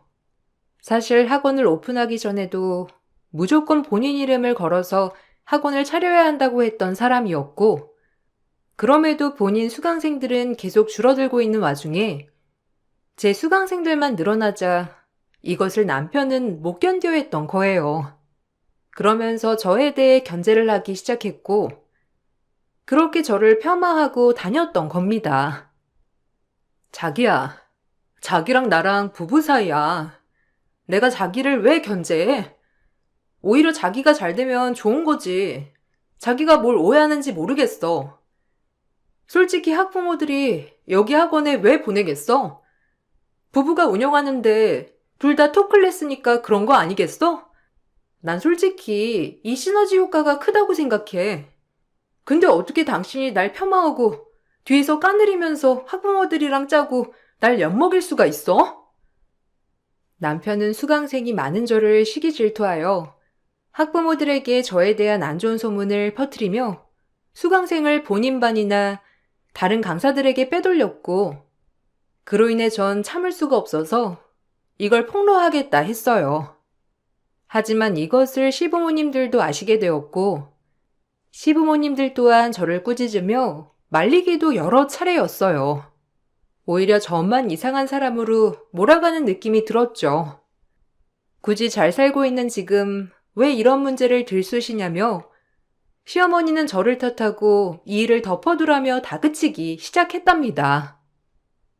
잘 나가던 수학 강사가 마누라 시기 질투해서 수강생 빼돌린다는 게 말이 되니? 그냥 입 다물고 가만히나 있어. 어머님, 이건 범죄예요. 솔직히 학생들을 기만하고 학부모들을 기만하는 거랑 뭐가 다르나요? 전 이걸 묵과할 수 없어요. 명예훼손이랑 뭐가 다른가요? 전 이 사람을 위해서 이렇게 학원 운영하는데 금전적으로 도움까지 줬는데 이게 뭐예요? 입 다물라면 다물 것이지. 네가 뭘 그리 잘났다고 따따붙다 따져대? 우리가 그렇게 하라는 거면 해야 하는 거야. 그건 진짜 아니죠. 어머님과 이희가 절 아무리 뜯어 말려도 전 할 건 해야겠네요. 이건 범죄나 다름없어요. 너 혹시 이 학원 차린 거 네 돈도 들어갔다고 생색내는 거니? 전 재산 털어서 투자했으니 네 명의로 돌리려고 그러는 거지? 어머님, 저를 그렇게 모르세요? 남편이 잘 되면 저도 잘 되는 건데 제가 굳이 왜 그러겠어요? 현명하게 생각 좀 하세요. 인생 1, 2년 살 건가요? 당장 앞을 보지 말고 멀리 내다보란 말이에요. 세상이 어떤 세상인데 눈 가리고 아웅을 하나요? 그래, 너 잘났다. 네가 오죽 그렇게 잘난 척을 하면 우리 아들이 너를 엿먹였겠니? 네가 다 이렇게 만든 거다. 우리 아들이 얼마나 착한 아들인데 오죽했으면 뒤통수를 쳤겠냐고. 네가 우리 아들 학원을 잡아먹으려고 하니까 그런 거지. 성실하게 살자라는 말이 제 신념이었기 때문에 남편을 그대로 지나칠 수 없었어요. 저도 속았지만 그래도 사랑하는 내 아이의 아빠이기도 하고 그동안 살아온 세월이 있기 때문에 일단 제 마음은 숨기고 있었죠. 그리고 꼬리가 길면 밟힌다고 제가 남편에게 학부모들에게 거짓 소문을 퍼뜨렸다고 얘기하라고 하는 대화 내용을 우연히 학부모 한 분이 듣게 되었고 그날로 남편은 모든 걸 짊어지고 학원을 떠나야 했어요. 모든 사람들이 마누라 뒤통수를 쳤다며 수군거리기 시작했고, 다른 강사들도 이런 언장 밑에 있을 수 없다며 사직한다고 보이콧을 했기 때문이에요. 저 역시 제 남편이 이런 일을 벌였을 거라고 상상도 하지 못했었기 때문에 너무 힘든 시기였답니다. 그럼에도 제가 남편에게 뭔가 잘못한 일이 있을까 하는 생각도 들더라고요. 너 때문에 우리 아들 저렇게 되고 좋으냐? 나쁜 거 같으니라고. 너 내가 언제나 그렇게 당당한지 볼 거야. 어머님, 자식이 올바른 길을 가지 않고 있다면 올바르게 지도해 줘야 하는 게 부모 아닌가요? 전 그건 아니라고 봐요. 그래, 너 잘났다. 네가 학원가에서 잘 나가면 잘 나갔지. 감히 내 아들을 무너뜨려? 우리 망한 아들 어쩔 거야? 오히려 제 명예가 실추됐었어요. 저한테 사과하는 게 정상 아닌가요? 저도 정말 남편이란 이유로 이해해보려고 하는 거예요. 그래, 너 잘났다. 너 내가 얼마나 잘났는지 지켜볼 거야. 남편 인생 종치기 하고 네가 얼마나 잘 됐는지 보자고. 당신 진짜 뻔뻔하다. 원래가 이런 사람이었나? 내가 설마 당신 수강생들 다 빼돌릴까봐 그랬던 거야? 우리가 부부긴 하니?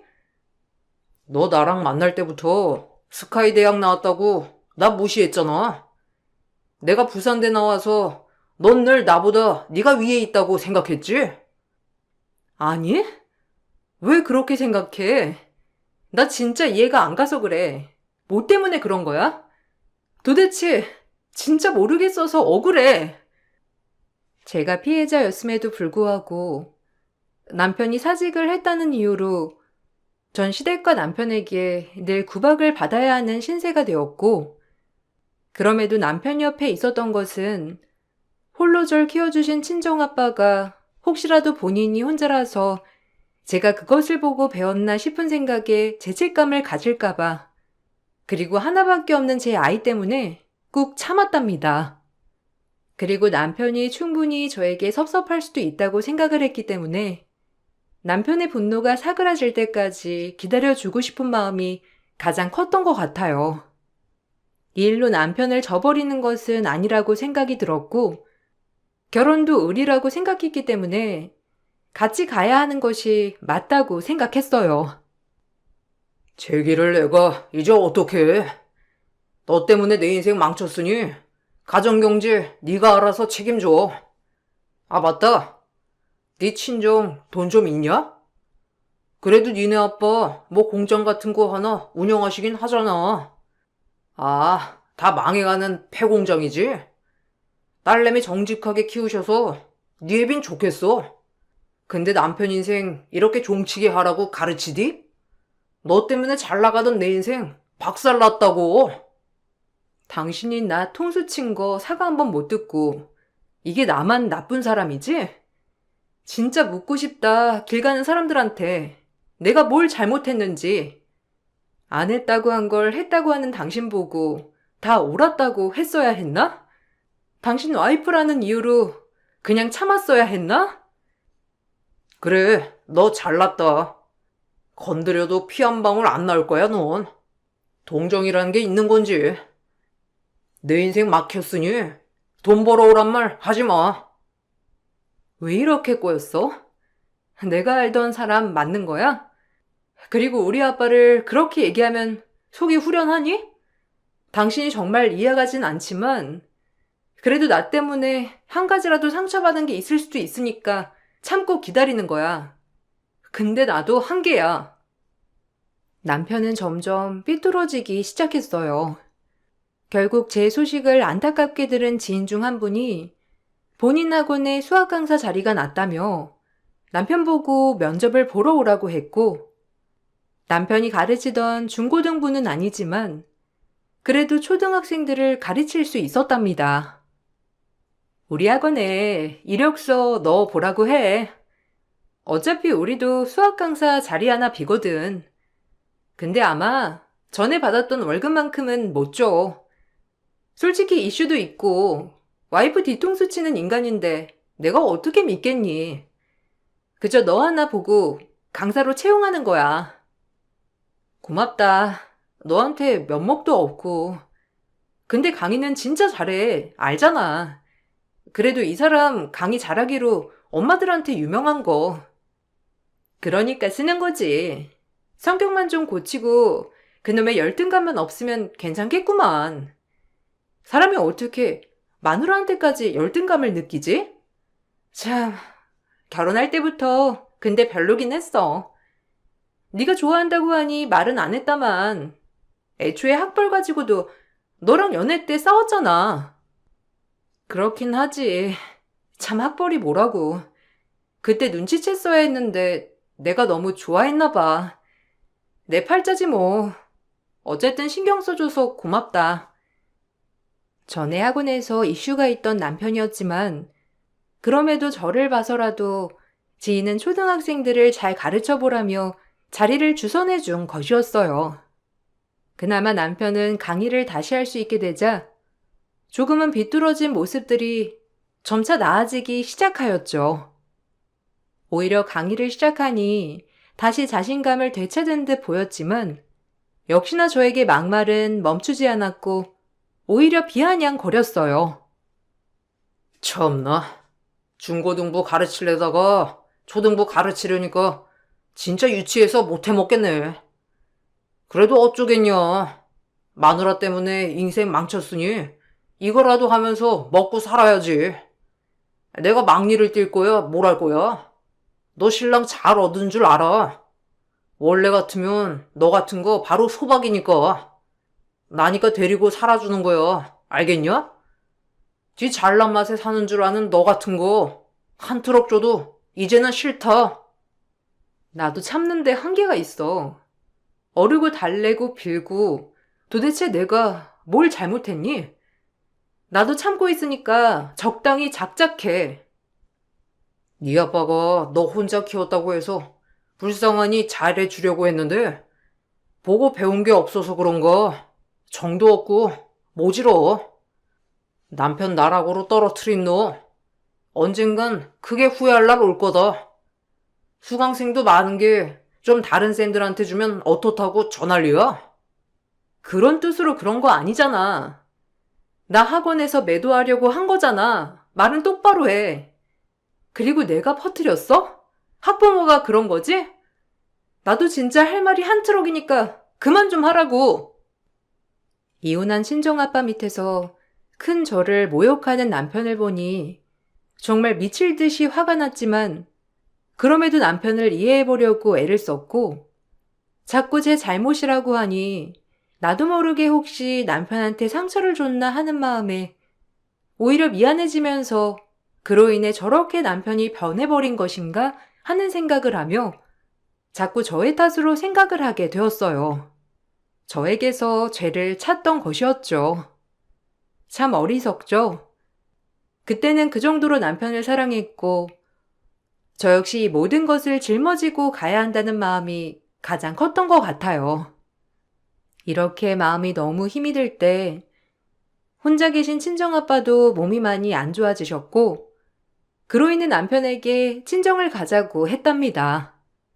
일적으론 미웠어도 그래도 부부고 아이 아빠이기도 하니 제가 기댈 곳은 아이 아빠밖에 없다고 생각을 했거든요.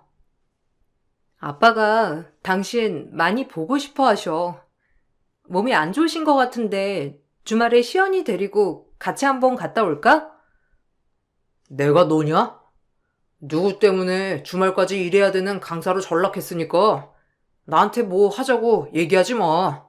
열받으니까. 그래도 하루 정도는 뺄 수 있잖아. 아빠가 어디 우리 신경 쓰이게 보고 싶다고 하시는 분이야?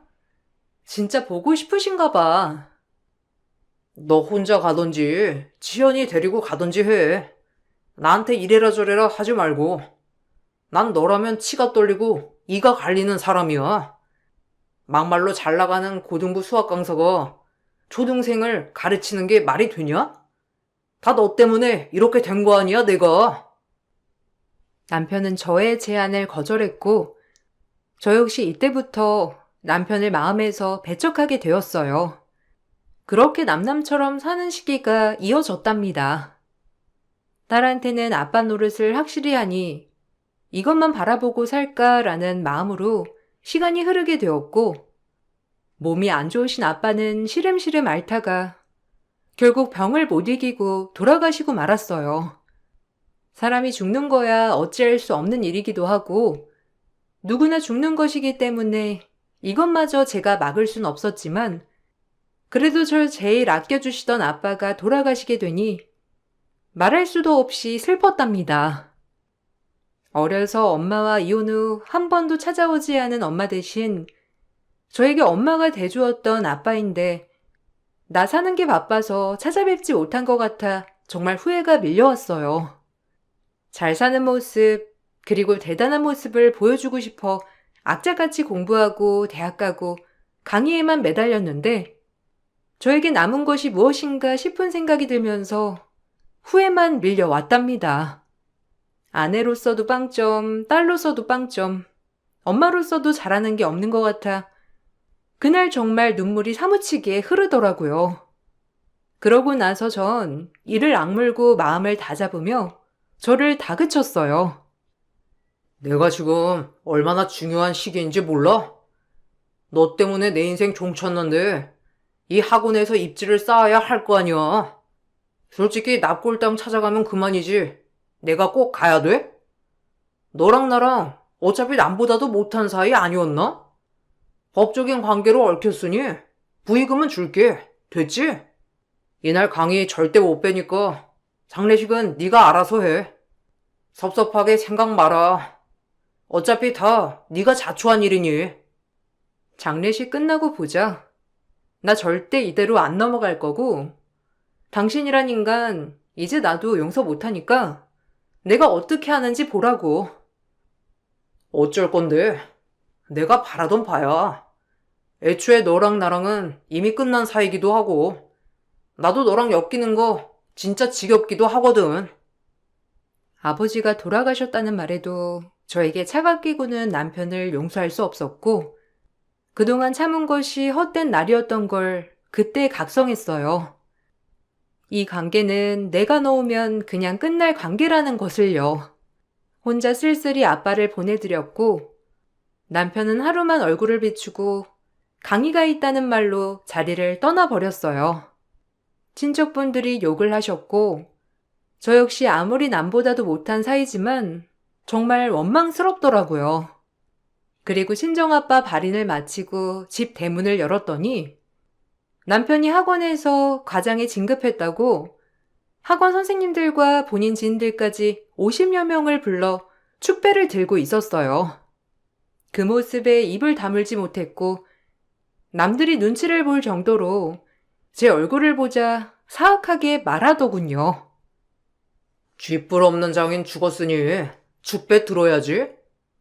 어차피 뭐 별 도움도 안 됐는데 뭘 그렇게 넌 질질 짜고 있냐? 너도 네 인생 사느라 바빴잖아.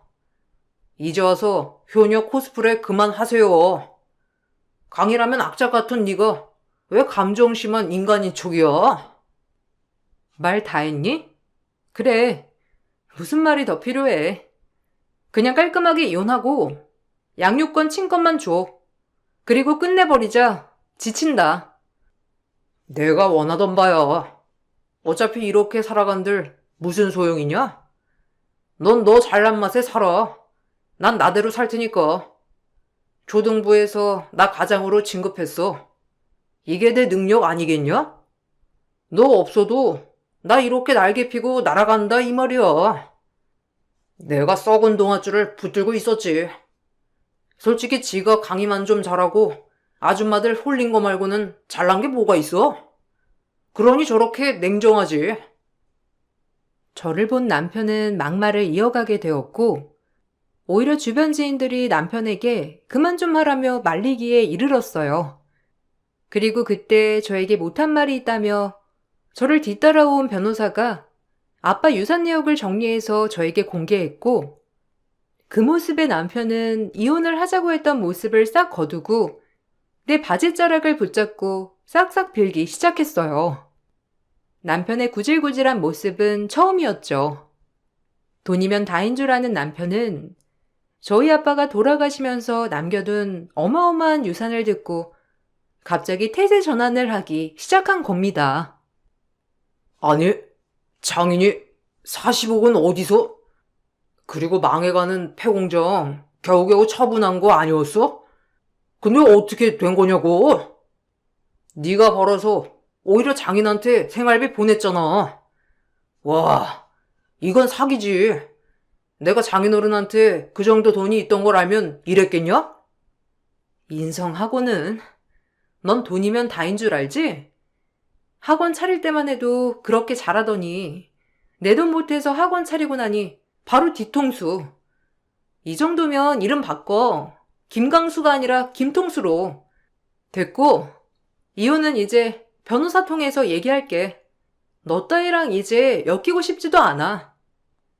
어차피 그 돈 너한테 가도 나랑 재산 분할해야 하는 거 알지? 그래, 그렇게 되면 나야 좋지. 이러고 있을 게 아니라 나도 알아본다.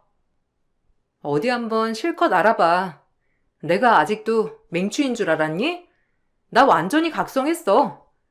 너 같은 인간이랑 다신 엮이지 않겠다고. 전 그렇게 수십 명에 달하는 사람들 앞에서 남편에게 이혼을 통보했고, 남편은 제가 물려받은 재산 때문이었는지 끝끝내 이혼에 응하지 않았어요. 결국 소송으로 이어질 수밖에 없었고, 폐공장을 운영하는 아빠에게 이런 돈이 어디서 났는지 알아보니 사실 아빠가 성실히 모아둔 목돈 1억을 아주 예전에 남편의 이야기를 듣고 그 꼬임에 넘어가 미래를 위해 땅을 사두신 것이었어요. 그 땅이 재개발로 인해 수지를 맞은 것이었고 경기도 평택에 있는 고덕이라는 지역인데 남편이 처음으로 저희에게 아주 큰 선물을 하게 된 꼴이 된 거랍니다. 그때 당시 본인 아는 사람이 부동산을 한다며 체면 좀 세워주려 저희 아빠를 꼬시고 꼬셔 땅을 사게 했는데 그 땅이 그야말로 억소리 나게 오르게 된 거예요. 아빠는 저 때문에 사이의 부탁을 거절하지 못하여 땅을 사게 됐지만 그럼에도 한 번도 생색을 내거나 하진 않았어요. 본인이 사라고 한 땅이 이렇게 갑자기 개발이 되어 제가 돈방석에 앉게 되자 절 붙잡고 난리가 났다가 제 마음이 변할 것 같지가 않자 이제 본색을 드러내며 본인 또한 그 돈을 포기할 수 없다며 변호사를 쓴다고 하였고 전 그것을 보고 이를 악물었어요. 절대 이것을 뺏기지 않겠다고 말이죠. 이대로 이혼 못하지. 아니, 어차피 우린 깨진 부부였지만 그래도 너한테 돈이 있다면 완전 다른 얘기 아니겠어? 그리고 엄연히 내 말대로 산 땅인데 나한테도 권리는 있잖아. 장인어른이 내 말 아니었으면 그 땅을 샀겠냐? 말도 안 되지. 그러니 나도 권리 있어. 나 절대 그거 포기 못해. 무조건 반반이야. 나 아니었음 너도 그 돈 가지지 못할 거였잖아. 내 돈이라고. 두고 봐. 너의 추악한 민낯을 내가 벗겨줄게. 네가 사라고 했던 땅인 거 증거 있어? 우리 아빠랑 나만 아는 거잖아. 친권, 양육권 다 내가 가져올 거고 나한테 위자료까지 줘야 할 거야. 그리고 진짜 고맙다. 너한테 받은 게 하나도 없어서 진짜 속이 문드러지고 너무 억울하다 못해 배가 아팠는데 네가 가장 큰 선물을 해주게 된 꼴이라 너무 행복한 거 있지? 고마워.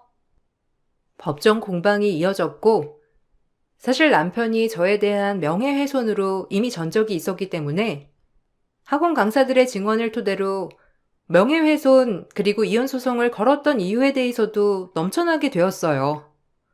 아버지 장례식장에 하루만 참석하게 된 것, 발인날 상식적이지 못하게 본인이 진급했다고 집에서 파티를 연 점까지 저의 피해 내용은 극심했습니다.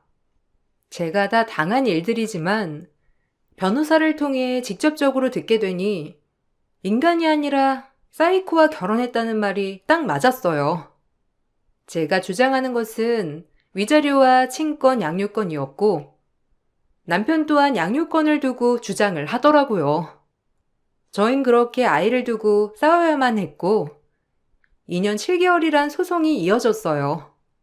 당연히 상속에 관한 재산이었기 때문에 남편과는 별개라는 판결과 함께 남편은 혼인 파탄의 사유가 되었기에 저에게 위자료를 주어야 했고 제 벌이가 훨씬 많기도 했고 아이가 저와 살기를 원했기 때문에 친권 양육권은 제가 무사히 가져올 수 있었답니다.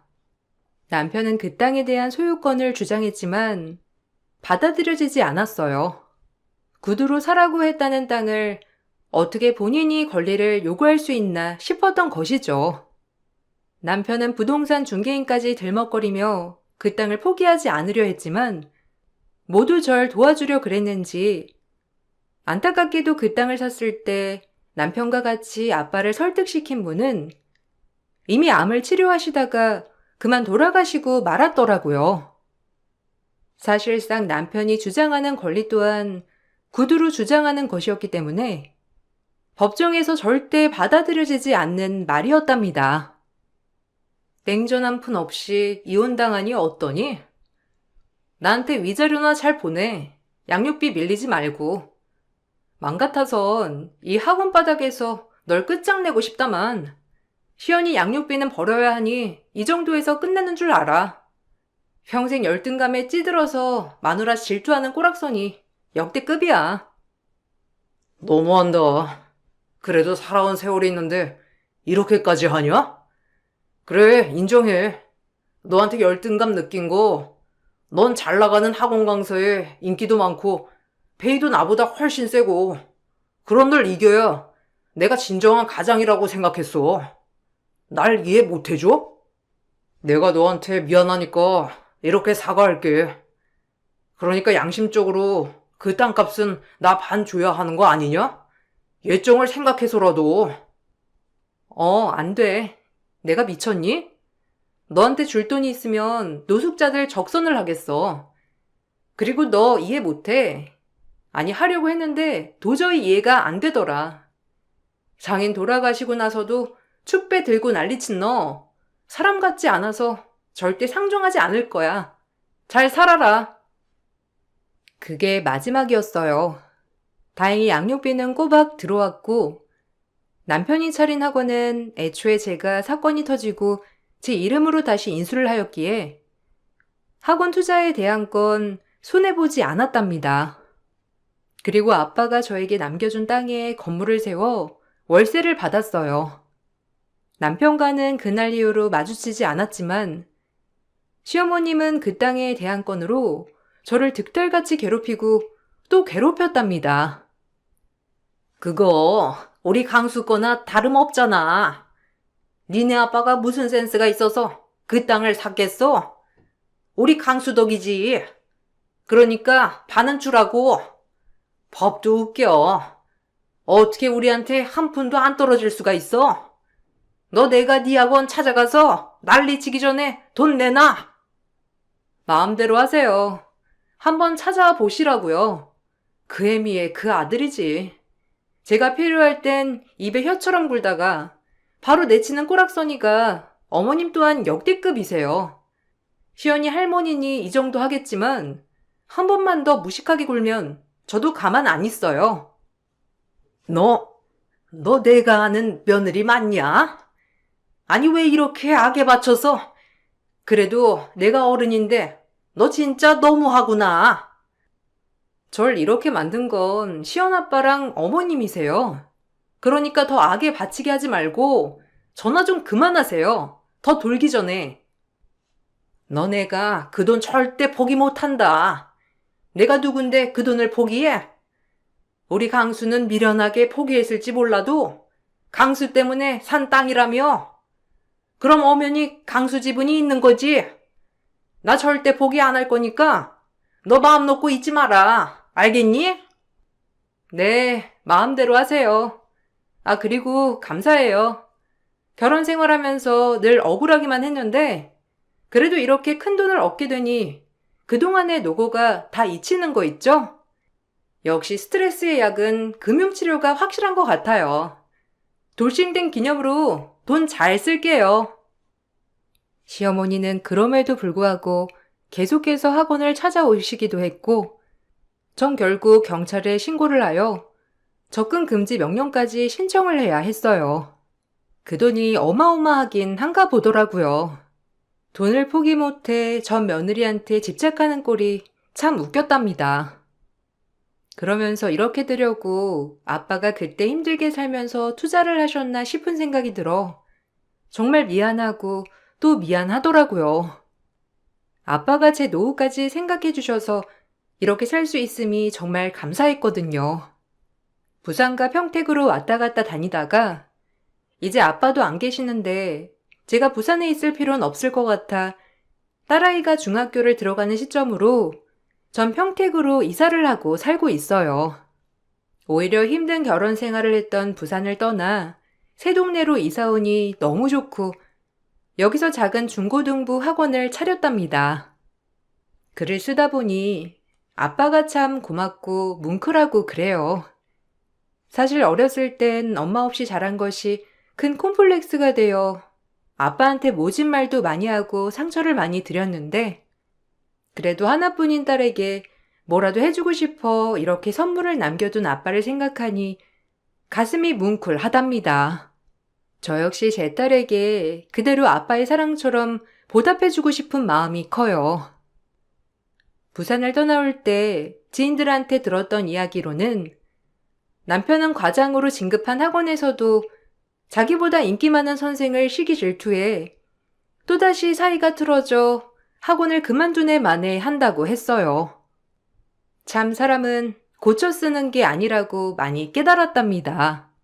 그래도 아이 아빠기 때문에 그럭저럭 앞가림하며 살았으면 좋겠다는 마음뿐이에요. 답답했던 시절을 지나 지금 이렇게 돌싱이 된 지금 너무나도 행복하답니다. 미세먼지도 없는 6월의 하늘 아래서 커피 한 잔 마시며 글을 쓰고 있는데 새삼 더 열심히 살아야겠다는 생각이 드네요. 여러분들도 이 돌싱맘을 응원해 주시고 용기 북돋아 주세요. 그럼 글을 마칠게요. 감사합니다. 안녕하세요.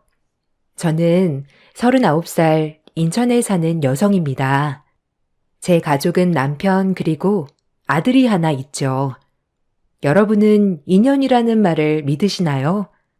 저에게 아주 특별한 인연이 있는데 이 사연을 들려드려요. 저희 집은 어려서 아버지의 사업으로 부유한 환경이었습니다. 중학교 때까지 기사 딸린 차를 타고 등교를 할 정도였으니까요. 학교의 모든 친구들은 부러워했고 저조차도 환경적으로 아쉬울 게 없다 보니 마음의 여유가 늘 있었죠. 이렇게 오래 갈 것 같던 행복도 잠시 아버지 사업이 부도가 나 집안의 가세는 급격히 기울기 시작하였어요. 사춘기 시절이라 앞날이 깜깜했고 믿을 수가 없었죠. 급격히 집이 망했거든요. 집에는 빨간 딱지에 아버지는 일단 빚 때문에 도망을 다니는 신세고 외동딸인 저를 키우기 위해 주부로 평생을 사신 엄마가 사회생활을 시작하셔야 했죠. 항상 깔끔하고 요리 실력이 뛰어났던 엄마이기에 남의 집 파출부를 하며 둘이 근근히 먹고 살 수 있었어요. 엄마는 아버지 몫까지 열심히 사셨어요. 저를 학교 보내고 나면 우유 배달도 하시고 저녁엔 식당 고깃집에서 불판도 닦으셨죠.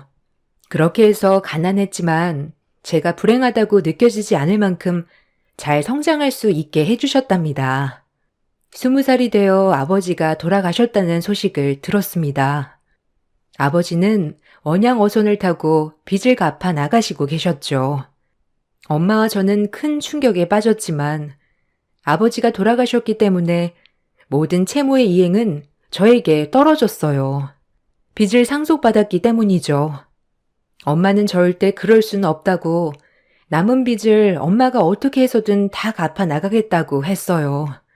그도 그럴 것이 이제 앞날 창창한 저에게 빚을 상속해준다는 것이 엄마 입장에선 가슴이 아픈 일이었으니까요. 하지만 저도 가만히 있진 않았습니다. 어떻게든 엄마를 편하게 해드리고 싶었죠. 그래서 생각해낸 것이 좋은 대학을 나와 좋은 직장을 가져 더 많은 돈을 벌어야 한다는 것이죠. 대학교를 다니면서는 엄마에게 조금이라도 부담을 덜어드리고 싶어 아르바이트와 장학금으로 학비를 충당했네요. 엄마는 불우한 환경에서도 잘 자라준 저를 보며 미안하다고 항상 눈물을 흘리셨습니다.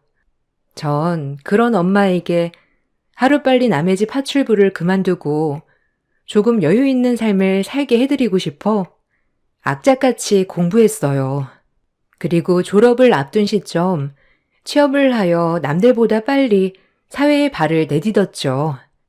제가 사회에 나가서 일을 하기 시작하면 엄마를 쉬게 해드리고 싶었는데 이 세상은 녹록치가 않더군요. 엄마는 제가 시집갈 때 조금이라도 보탬이 되어야 한다고 계속 파출부 일을 나가셨습니다. 있는 집 사모님으로 살다 남의 집에서 파출부를 하는 게 쉬운 일은 아니었지만 엄마는 긍정적이셨기 때문에 지금 이거라도 할 수 있음에 감사하다고 하셨어요. 저도 그때 그런 엄마의 모습을 보면서 지금은 남들보다 더 긍정적인 사람이 된 것 같아요. 제가 취업한 회사는 금융업계였기 때문에 직업은 매우 안정적이었습니다. 매달 꼬박꼬박 들어오는 월급, 안정적인 직장, 더불어 직장 사람들도 너무 좋았죠. 그 덕이었을까요? 우연한 계기로 직장 상사와 눈이 맞아 사내 연애를 하게 되었습니다. 지금의 남편이었죠. 하지만 먹고 살 길이 바쁜 저는 결혼엔 회의적이었습니다. 지금은 혼자 벌어 빚을 갚고 엄마를 도와드리고 살 수 있지만 결혼을 하게 되면 빚을 갚는 것과 친정이 보탬이 되는 것이 남편에겐 짐이 될 수도 있는 부분이었기 때문이죠. 그렇게 이기적으로 연애만 하자고 했네요. 처음 남자친구는 알겠다고 연애만 하자고 했지만 시간이 지나고 결혼을 요구했습니다. 남편으로서 괜찮겠다 싶었던 사람이기에 너무 고민이 됐지만 나 혼자 짊어진 짐을 둘이 질 수 없기에 번번이 거절했죠. 하지만 남자친구는 뚝심 있는 사람이었어요. 번번이 거절하는 저에게 늘 먼저 결혼하고 싶다고 들이댔네요. 이대로는 안 되겠다 싶어 저희 집 상황을 모두 오픈했습니다. 처음엔 당황을 하는가 싶더니 남자친구는 이게 왜 결혼하지 못할 사유가 되냐며 되려 절 놀라게 해주었죠. 말이라도 너무 고마웠습니다. 남에게 제 이야기를 한 것이 어쩌면 처음이었는데 이렇게 따뜻하게 반응을 해주니 감동을 받았고요. 그래서 그런 분위기에 휩쓸려 이 사람을 다시 보는 계기가 되었네요. 괜찮겠다 싶었죠. 네 마음 잘 알아. 우리 집도 지금은 괜찮지만 어렸을 때 찢어지게 가난했거든. 네가 하루라도 빨리 어머님을 쉬게 해드리고 싶으면 나랑 빨리 결혼해서 같이 보탬이 되자. 하나보단 둘이 낫지 않아? 결혼 못할 이유가 전혀 없는 것 같은데. 처음에만 이렇게 얘기하고 나중에 결혼해선 딴소리 하는 거 아니야? 자긴 안 도와줘도 돼. 대신 내가 우리 집 도와주는 것만 말리지 않았으면 좋겠어. 평생 고생하는 엄마 빨리 쉬게 해드리고 싶어. 내가 시집 간다고 해서 우리 엄마가 혼자 빚 갚으며 사는 거 원치 않아. 어디까지나 난 그 빚 내가 갚아 나가야 한다고 생각하니까. 부담스럽다면 지금 얘기해줘. 난 괜찮아. 당연하지. 나 한 입으로 두 말 하는 놈 아니야. 내가 했던 약속 꼭 지킬게. 고마워. 어려운 결정해줘서. 후회하지 않을 거야. 근데 오빠네 부모님이 혹시라도 이 사실을 아신다면 좋아하실까? 결혼은 둘이 하는 게 아니고 가족끼리 하는 거잖아. 며느리가 빚도 있고 친정엄마도 부양해야 한다면 반대하시지 않겠어? 난 괜찮지만 우리 엄마 눈물 나게 하고 싶지 않아. 우리 집에는 천천히 얘기하자. 그리고 우리가 충분히 해결할 수 있으니 괜찮을 거야. 나만 믿고 이제 우리 결혼하는 거다. 그렇게 얼떨결에 남자친구와 결혼을 약속했네요. 집에 와서 엄마에게 결혼을 할 것 같다고 얘기를 하자 엄마는 너무 기뻐하셨습니다. 내심 혹시라도 짊어진 무게 때문에 결혼을 포기하고 사는 건 아닌가 걱정을 하셨거든요. 딸이 사랑하는 사람과 평범하게 새 출발을 한다고 하니 엄마는 무엇보다 기뻐하셨어요. 아, 정말 이것이 효도이구나 라고 느꼈네요. 그렇게 결혼 준비는 신속히 이루어졌습니다. 1, 2년 만난 게 아니라 3년 정도를 만나봤기 때문에 결혼을 결정하고 나서부터는 일사천리로 진행이 되었죠.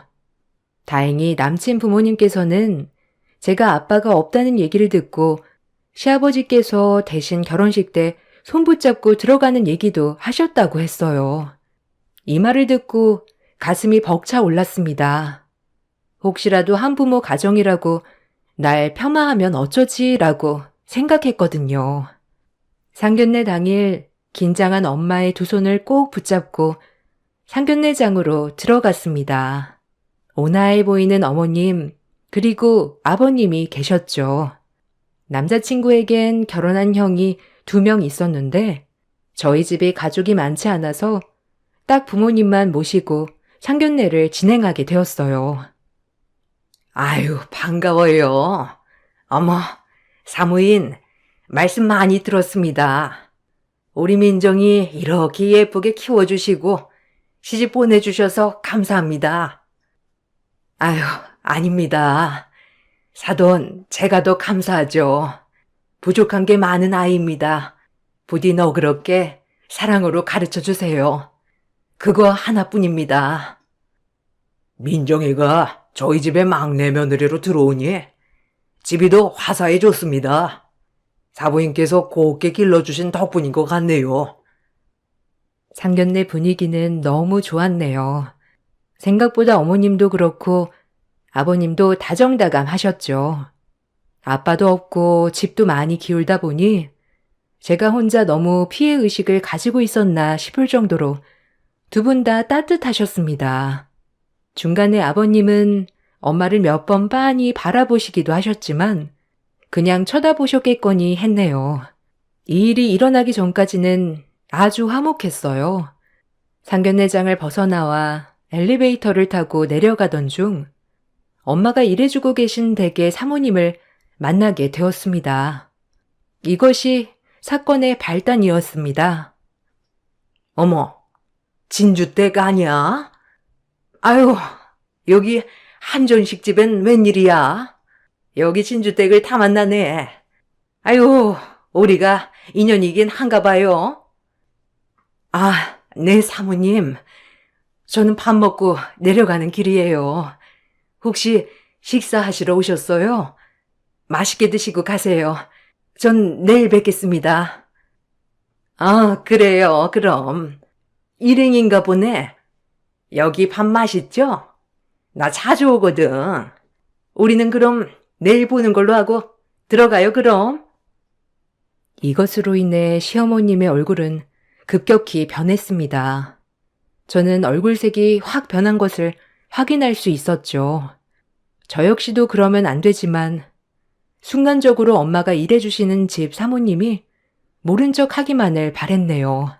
하지만 이미 벌어진 일 어쩌겠습니까? 아버님은 별로 개의치 않아 하셨지만 어머님은 아까 모습은 온데간데 없고 집으로 가실 때 뒤도 안 돌아보고 똘똘름하게 인사를 하고 떠나셨어요. 남자친구는 최대한 저희 엄마 보고 괜찮다는 웃음을 지어 보이며 부모님을 모시고 집으로 갔죠. 엄마는 저와 차를 타고 오는 내내 잡을 안 서기셨습니다. 엄마의 그런 모습을 보자니 너무 마음이 아팠고 아까의 제 모습이 너무 미안했습니다. 아무래도 예비 사돈 어른들께 딸이 책 잡히진 않을까 계속 걱정하시는 눈치였어요. 그런 모습이 더 마음이 아팠습니다. 엄마, 왜 그래? 괜찮아. 어차피 석현 오빠도 엄마 일하는 거 다 알았고 뭐 어때? 난 오히려 더 마음이 편한데? 창피한 것도 아니고 열심히 먹고 살려고 하는 일인데 왜 이렇게 불안해해? 난 엄마 그런 모습 보니까 더 화가 난다. 그러니까 기분 풀어. 내가 너한테 짐은 되지 말아야 하는데, 아까 안 사돈 얼굴이 안 좋던데, 혹시라도 내가 남의 집 살이하는 사람이라 격에 안 맞다고 생각할까봐 그러지. 난 괜찮은데, 그게 너한테 불똥이 튈까봐. 지금까지 고생한 것도 있는데, 결혼해서라도 사람 듬뿍 받으며 살아야지. 나 때문에 책 잡히면 쓰냐? 에휴, 내가 괜히 엘리베이터를 탔다. 거기만 안 탔어도 분위기 좋게 끝내는 건데. 엄마, 혹시라도 걱정 마. 난 이런 걸로 싫다고 하시면 결혼도 안 하면 그만이야. 그런 집에 시집 가면 내가 행복하겠어? 땡! 그런 소리 말어. 그래도 인상도 좋으시고, 아까까지 분위기도 좋았는데, 아휴, 괜히 마음에 걸린다. 전화라도 해야 하나? 자불안석인 엄마를 진정시키고 남자친구를 만났습니다. 역시나 시어머니는 엄마가 일을 하시는 건 알았지만 파출부이신 줄은 몰랐기 때문에 당황을 많이 하셨다고 했고, 아버님께서는 그게 뭐 어떠냐고 했다네요. 마음이 착잡했습니다. 맘 같아선 굳이 이런 결혼 하고 싶지 않았지만 또 이런 것 때문에 파혼했다고 하면 엄마 마음이 더 무거워질 걸 알기에 고민이 되었죠. 남자친구는 어머님이 그냥 좀 몰랐던 사실을 알게 되어서 잠시만 그런 거라고 했지만 앞으로 어떻게 될까라는 걱정이 되었죠. 괜찮아. 엄마가 어머님 일하는 거 몰랐던 것도 아니고. 그래도 혼자서 너 이렇게 키우느라 고생했다고 하셨어. 너무 걱정 안 해도 돼. 그냥 갑자기 그렇게 마주하니까 조금 놀라신 것 뿐이야.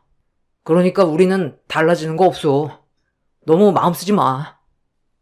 어머님 표정이 걸려서 그래. 처음엔 다 좋다가 급격히 어두워지셨잖아. 우리 엄마한테 혹시 편견 같은 거 생기셨을까 봐. 내가 그 부분은 엄마랑 잘 얘기할게. 그러니까 너무 걱정 말아요. 우린 결혼 준비만 잘하면 돼. 어머님은 괜찮으셔? 엄마야 뭐, 내 걱정만 하지. 혹시라도 엄마 때문에 나한테 피해 갈까 봐 그 걱정만 해. 일하는 게 죄도 아닌데 말이야.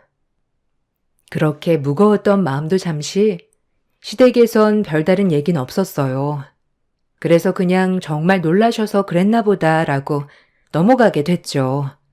아니, 그렇게 넘어가야 했습니다. 괜히 좋은 날을 앞두고 이러쿵저러쿵 들춰내고 싶지 않았기 때문이죠. 그리고 시간이 지나 결혼식 준비를 해나갔습니다. 중간중간 시댁에 들러 밥도 먹고 하였지만 특별히 별 말씀이 없었기에 내가 너무 크게 생각했나 싶을 정도였죠. 혼주 한복을 하러 가던 날 어머님과 엄마가 만나 한복을 고르는데 시어머님은 엄마에게 눈길 한번 주지 않으시더군요. 그 모습을 보고 알았어요. 말이 없으신 게 아니라 말을 섞고 싶지 않아 하신다는 걸. 엄마를 철저히 외면하는 시어머님 옆에 혹여나 나에게 피해가 갈까봐 전전긍긍해 하시는 엄마의 모습을 보니 결혼이고 나발이고 때려치고 싶었네요. 어머님은 이 한복이 더 고급스러운 것 같은데 저희 엄마는 이게 더 어울리네요. 두 분 다 요거 마음에 드시나요? 나야 뭐 아무거나 입어도 잘 어울린다는 소리를 많이 들어서 너희 엄마나 신경 써야 하지 않겠니?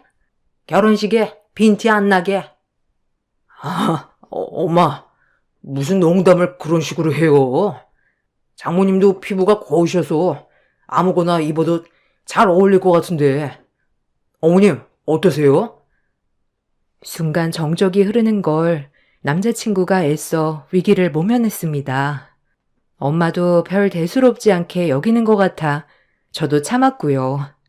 혼주 한복을 하고 나서 어머님이 집에서 식사를 하고 갔으면 좋겠다고 하시는데 딱 저랑 남자친구만 보고 말하니 민망했네요.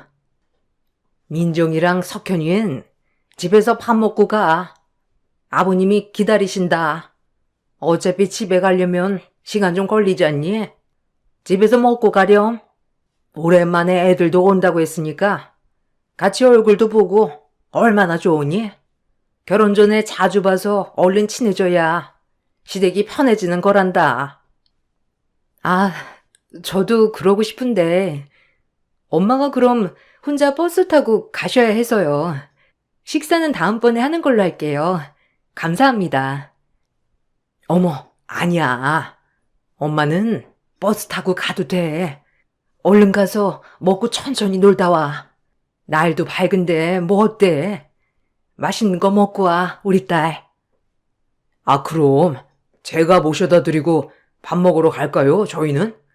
어머님, 혼자 가시기 그러니까 제가 금방 모셔다 드릴게요. 아니야, 아니야. 신경 쓰지 말어. 버스 타면 세정거장이라 난 버스가 편해. 얼른 가서 좋은 시간 보내고 맛있는 거 먹어. 마음은 고맙네.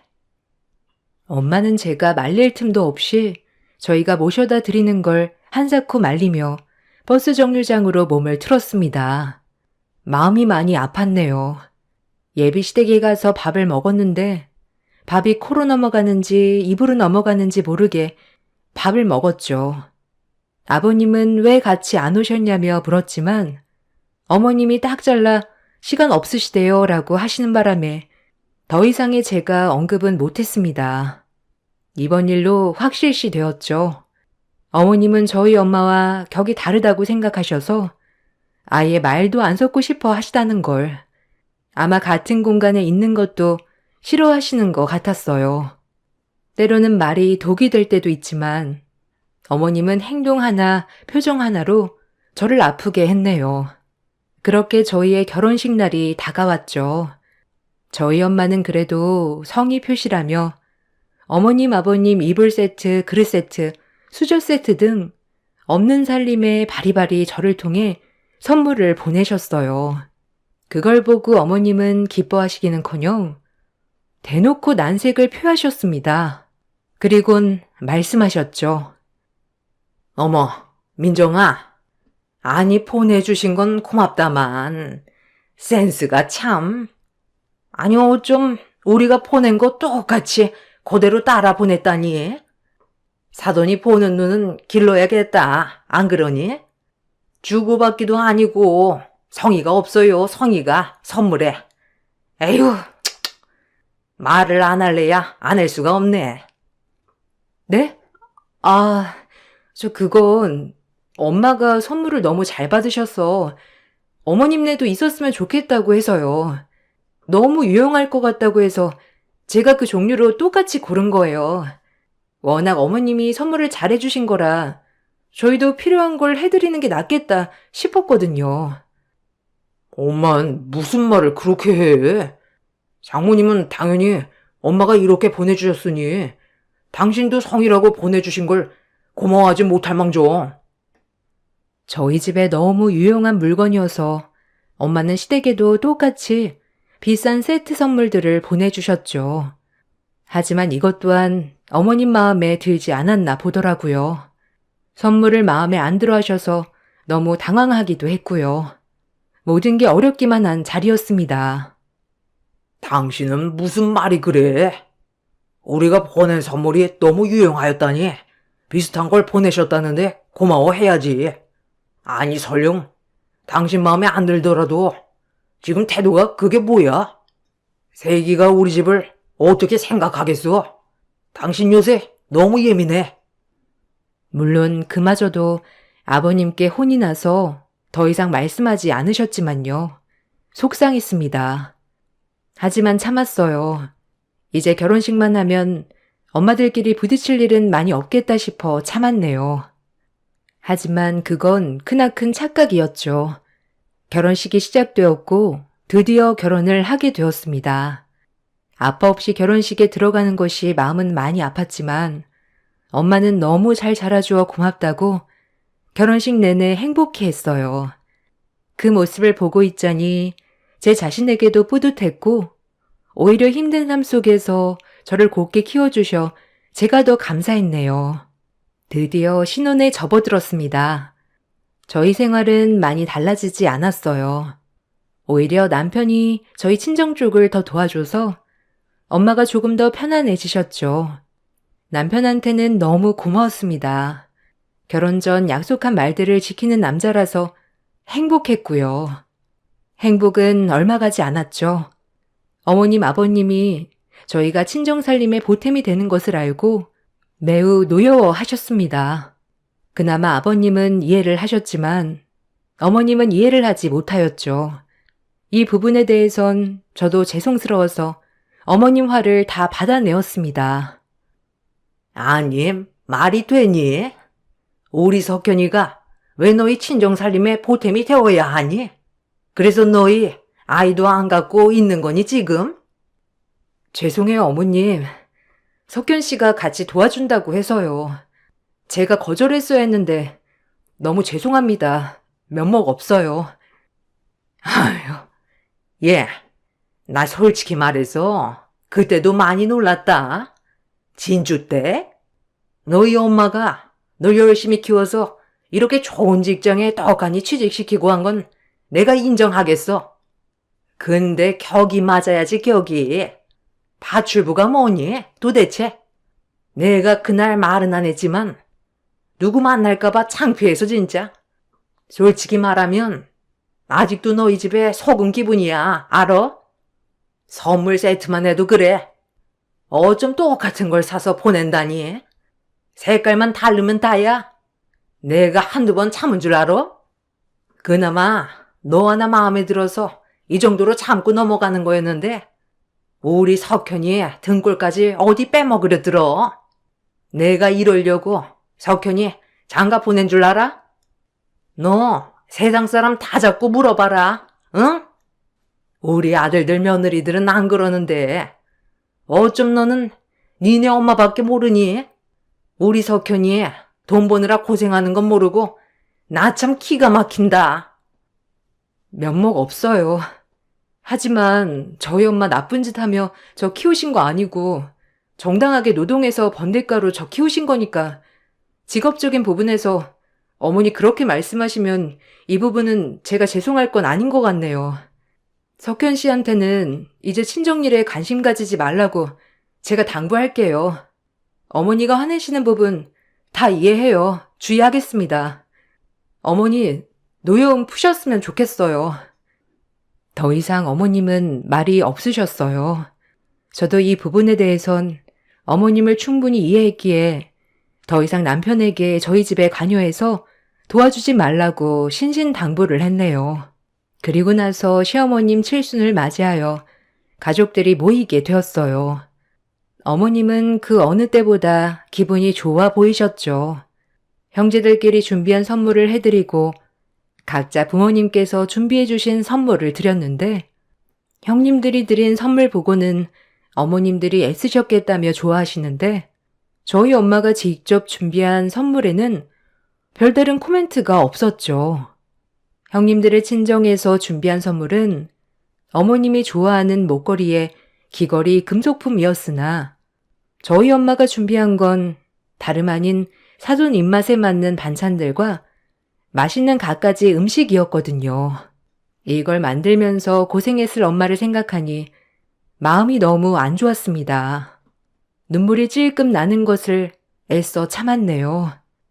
어머님은 칠순 때 각자 친정 어머님들께 준비해 주신 선물에 기분이 좋으셨는지 밥을 사시겠다고 약속을 잡자고 하셨어요.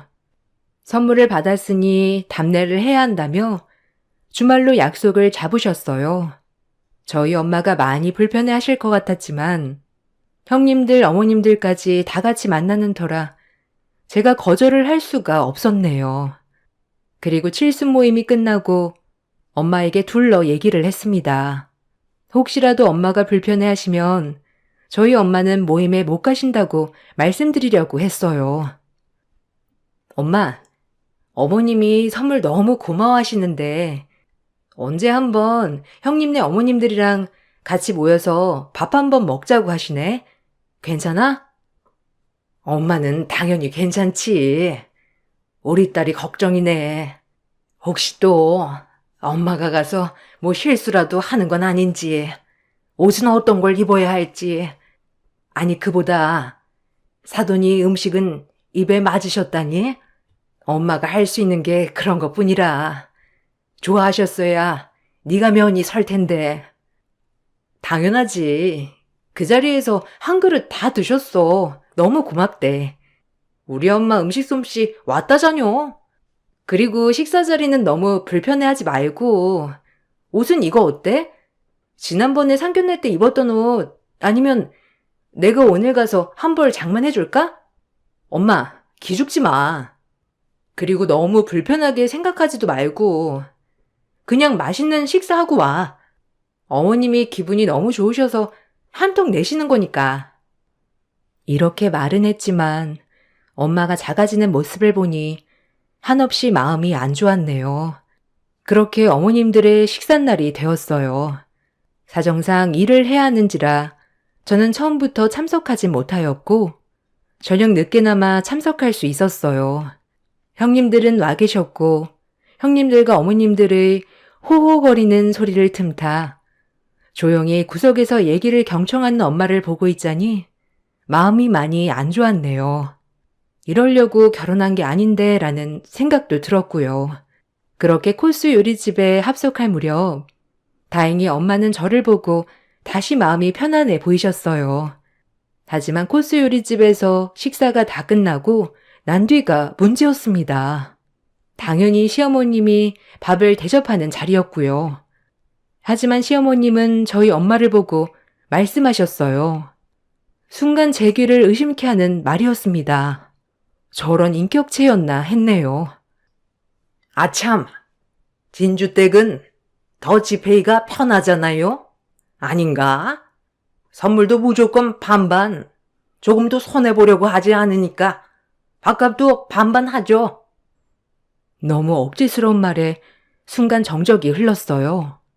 왜 그렇게까지 하나 싶었고 이 자리는 엄마를 망신 주는 자리였구나 싶었네요. 주변 어머님들은 옆에서 웅성웅성거리며 딸들에게 뭐라고 말을 하는 것 같았어요. 그 말들은 저에게 전달되어 제 귀에 들어왔죠. 어머, 진주댁? 그럼 막내 며느리 안 싸더니 파출부위를 하는 거야? 어머, 고상하게 생기셨는데. 어머, 너무 의외네. 아휴. 아, 엄마, 조용해. 요즘 파출부가 어떻다 그래? 그럴 수도 있지. 동서 듣겠다. 나중에 나랑 따로 얘기해. 안 그래도 어머님이 안 좋아하셔. 형님네 얘기를 듣고 있으니 더 화가 치밀어 올랐습니다. 요즘 세상의 파출부가 뭐가 어떻다고 이러는 걸까요? 속상했어요. 아니, 다들 왜 그러세요? 파출부가 신기하세요? 저희 엄마는 열심히 돈 벌어 저 키워주신 쟤밖에 없는데 왜 이런 모욕을 듣고 있어야 하는 건데요? 어머님, 말 좀 해보세요. 그렇게 싫으시면 저 그냥 이혼할까요? 앞으로 안 볼 순 없는데 어떡하시려고요? 어머, 발끈하기는? 내가 틀린 말 했니? 그냥 진주댁이라고 하길래 진주댁이라고 불렀다. 그리고 내 칠순 때 아니 선물을 안 하려면 하지를 말던가. 내가 무슨 애도 아니고 냄새나게 음식을. 그리고 우리 아들 등골 실컷 빨아먹었으면 자기가 먹은 밥값 정도는 내야지. 안 그러니? 난 아직도 분이 안 풀려. 우리 아들이 갖다 바친 돈만 생각하면 너 내가 너무 하다 했니 지금? 어머님, 무슨 말씀을 그렇게 하세요? 제가 그동안 몇 번이고 참았는데 이젠 안 되겠네요. 석견 씨가 결혼 처음 할 때부터 도와준다고 하는 거 제가 말렸어요. 그래도 도와주고 싶다 하길래 그러라고 한 거고요. 무슨 몇 년을 도와준 것처럼 얘기하는데 사실상 결혼하고 몇 달 안 돼요. 그마저도 제가 그만두래서 지금은 안 도와드리고 있고요. 어머니 어쩜 그렇게 매정하실 수 있어요? 순간 제 말을 끝으로 갑자기 저기서 뛰어오는 아버님을 발견할 수 있었습니다. 아버님은 급히 저희가 있는 곳으로 뛰어오시고는 말씀하셨어요. 이건 또 무슨 말이지? 하며 이것 또한 제 길을 의심할 수밖에 없었네요. 도대체 어떻게 돌아가는 건지 헷갈렸죠. 사모님, 제가 결제했습니다. 몰라 뵀습니다. 낯은 익어서 자꾸 어디서 봤나 했는데 오늘 아들한테 세기 돌아가신 부친 이름을 듣고 바로 생각이 났죠. 한성건설 윤철한 회장님이 부금 맞으시죠? 제가 너무 늦게 알아봤네요. 시아버님께선 저희 아빠의 이름을 외치자 장례는 술렁술렁 들썩였어요. 엄마는 그 말을 듣고 털썩 주저앉으셨죠. 그리고 그동안 한없이 참아오던 눈물을 서럽게 쏟아내셨습니다. 전 형님들께 어머님들과 자리 좀 피해달라고 부탁을 하였고 그 자리엔 어머님, 저, 아버님, 저희 엄마 이렇게 네 식구만 남게 되었죠. 알고 보니 아버님은 어려운 시절 저희 아빠에게 큰 신세를 지고 지금까지 성공할 수 있었다고 했습니다. 저희 아빠가 사업을 했을 때 아버님이 도움을 많이 받으셨다고 하셨죠. 제가 알아봤어야 했는데 죄송합니다. 회장님 돌아가셨다는 얘기도 들었는데 한참 지나고 나서 들은 거라 찾아뵙지도 못하고 이렇게 인연이 되어 우리 민정이가 회장님의 자제였다니 너무 뜻깊네요. 사부인, 우리 민정이 잘 키워주셔서 감사합니다. 시어머님은 안색이 바뀌셨습니다. 아주 어려워서 밥도 못 먹던 시절 저희 집에 늘 도움을 받고 몇 번이고 재기할 수 있었던 게 다 저희 아빠 덕분이라고 했거든요. 시어머님도 놀라셨는지 얼어붙으셨고 자신이 그동안 무슨 짓을 했는지 아차했죠. 우리 남편에게 얘긴 많이 들었어요.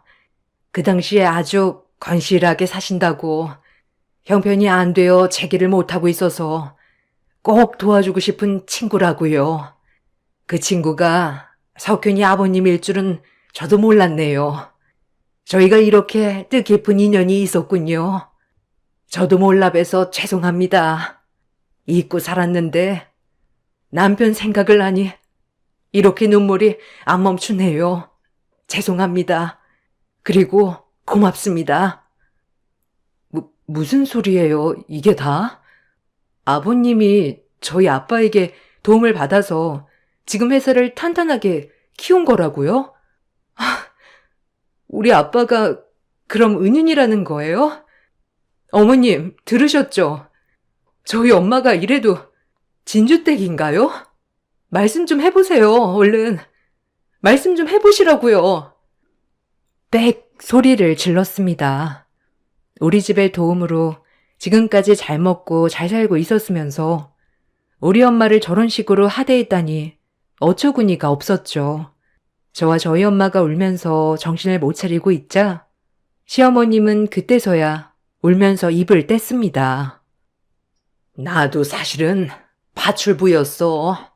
네 아버님 한참 다 쓰러져가는 공장 붙잡고 정신 못 차릴 때 애들은 먹여 살려야 했지. 돈 벌 수단은 없지. 그래서 남의 집 일 많이 했다. 내가 그래서 너희 엄마를 보면 젊었을 때 내 모습을 보는 것 같아 싫었단다. 네가 어떻게 들을지 몰라도 그 세월 아무도 모를 거다. 지금이야 떵떵거리고 사는 것 같지만 파출부 하면서 온갖 서륙은 다 당했지. 자꾸 너희 엄마를 보면 그 모습이 떠올라서 견딜 수가 없었어. 내가 누군지도 못 알아보고 날 이렇게 살게 해준 분인데 내가 미안하다. 사돈, 미안합니다. 내가 사돈에게 큰 신뢰를 범했네요. 이런 저를 용서해 주실 수 있겠어요? 어머님은 한참을 울며 얘기하셨습니다. 남편에게 어려웠던 시절 얘기를 들었던 적은 있지만 이 정도로 어려운 줄은 몰랐거든요. 저희 엄마와 저 그리고 어머님까지 목 놓아 울자 아버님은 묵묵히 옆에서 들어주고 계셨고요. 그리고 엄마가 입을 뗐어요. 다 용서하지요. 아니, 용서할 것도 없지요. 사돈, 파출부가 뭐 어떻답니까? 난 지금도 하고 있어요. 아니, 조금이나마 우리 딸에게 피해주지 않고 나 밥벌이 하면서 빚도 갚고 남에게 아쉬운 소리 없이 살면 그것이 행복 아닌가요? 몸 편히 살면 좋겠지만 주어진 삶에 전 감사하며 살고 있어요. 우리 민정이 예쁘게 커준 점, 좋은 남편 만나 결혼한 거 지금은 다 행복합니다. 한 가지 당부드리고 싶은 건 그냥 저는 괜찮으니 우리 민정이만 저랑 다르게 봐주세요. 곱고 곤 우리 딸 예쁘게 봐주세요. 엄마의 말에 어머님은 많이 반성하는 것 같았어요. 아버님도 어머님께 얼른 더 사죄하라고 다그쳤고요. 제가 죄송합니다. 주제도 모르고 감히 이 사람이 사모님께 신뢰를 범하게 놔뒀네요. 저를 탓해주세요, 사모님. 젊어서 받은 은혜 제가 다 지금 갚겠습니다. 회장님 아니었으면 전 산 사람도 아니었을 거예요. 그러니 부담 갖지 말아주세요. 죄송해요, 사모님. 제가 정말 민정이 딸처럼 잘 대해주겠습니다. 부디 그 전에 했던 행동들은 잊어주세요. 아버님, 어머님은 사죄하였고 엄마는 다 용서하였어요. 그리고 아버님은 저희 빚을 그 자리에서 다 갚아주셨습니다. 어차피 저희 아빠 안 계셨으면 아버님도 없는 목숨이라고 돈은 아깝지 않으시다고요. 지금이라도 회장님께 빚을 갚을 수 있어서 기쁘다고 했네요. 지금은 저희 엄마와 어머님은 둘도 없는 친구가 되었어요. 어머님은 모든 용서를 빌고 저희 엄마에게 먼저 다가갔네요. 덕분에 저희 엄마도 자식을 나눈 사람이 최고의 친구라며 좋아하셨고요. 저는 가끔씩 시어머님이 했던 행동들을 생각하면 조금 화도 나긴 하지만 그래도 이것 또한 인연이었을까 싶네요. 조금이라도 스쳐가는 인연을 허투루 생각하면 안 된다는 것이 저의 깨달음이었어요. 여러분들도 스치면 인연이니 그 인연 놓치지 말라고 꼭 말씀드리고 싶어요. 끝으로 저희 긴 이야기 들어주셔서 너무 감사합니다.